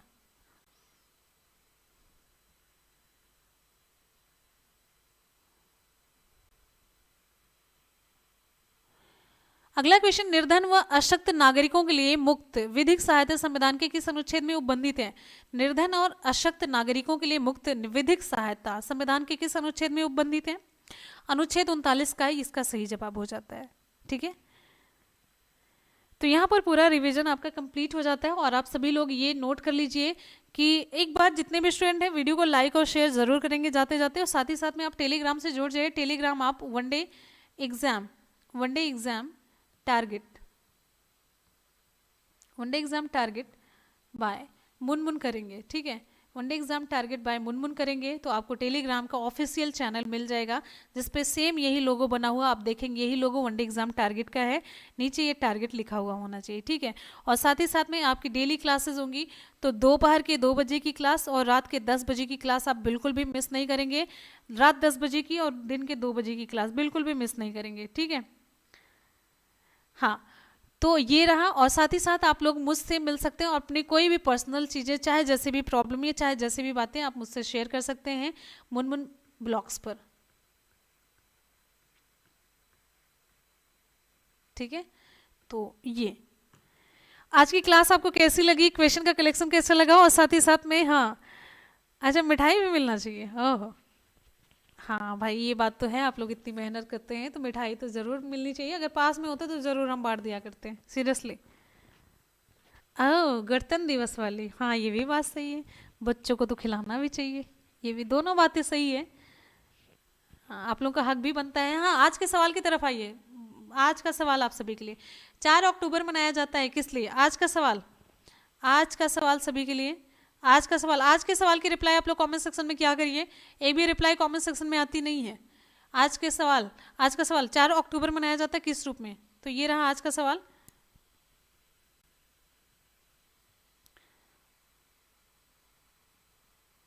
Thanks ma'am for mind blowing video, आपने क्वेश्चन बहुत अच्छा पढ़ा दिखाया समझ। अरे बिल्कुल बिल्कुल बिल्कुल करना, सरकारी सेवा देना है, भगवान करें आप लोग ना जल्दी से सरकारी मास्टर बने, बिल्कुल बनेंगे, बहुत बेटर है, मेरी तरह क्या, मेरे से लाख गुना बहुत अच्छे बच्चे हैं आप लोग, जान लीजिएगा बहुत अच्छे बच्चे हैं।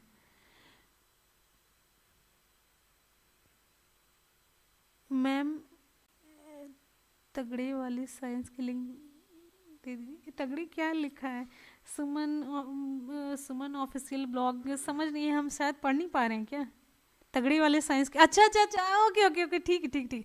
हाँ, हमने बीच में क्लास के बीच में बोला था ना, तगड़ी वीडियो है वो ना, कॉन्सेप्चुअल, हाँ ठीक है वो, हाँ बिल्कुल तगड़े वाले साइंस वीडियो की लिंक दे दीजिए। तो नीचे हम तगड़े वाले वीडियो की लिंक नीचे अभी डिस्क्रिप्शन बॉक्स में देंगे, ऐड करेंगे थोड़ा सा 2-4 मिनट के बाद जैसे क्लास ऑफ होगी, ठीक है। अब सेम गौर प्रिंस, हाँ बस ख़त्म हो गया। यूपी टेट में कैटेगरी नहीं डाला तो क्या मेरा रिजल्ट नहीं आएगा? आएगा आएगा आएगा, परेशान मत होइए। 12 तक क्लास, हाँ 10 से 2 का टाइम हमें आपका चाहिए, सॉरी 10 से 12 का टाइम, 2 घंटे का आपको हम आपका 10 से 12 बजे तक 2 घंटे आपका टाइम हमें चाहिए, चाहे जैसे भी। एनसीईआरटी करवाएं साइंस, आपकी वजह से यूपी टेट पास हो गए। विवाह, बहुत बहुत बधाई बच्चे, बहुत बहुत बधाई। और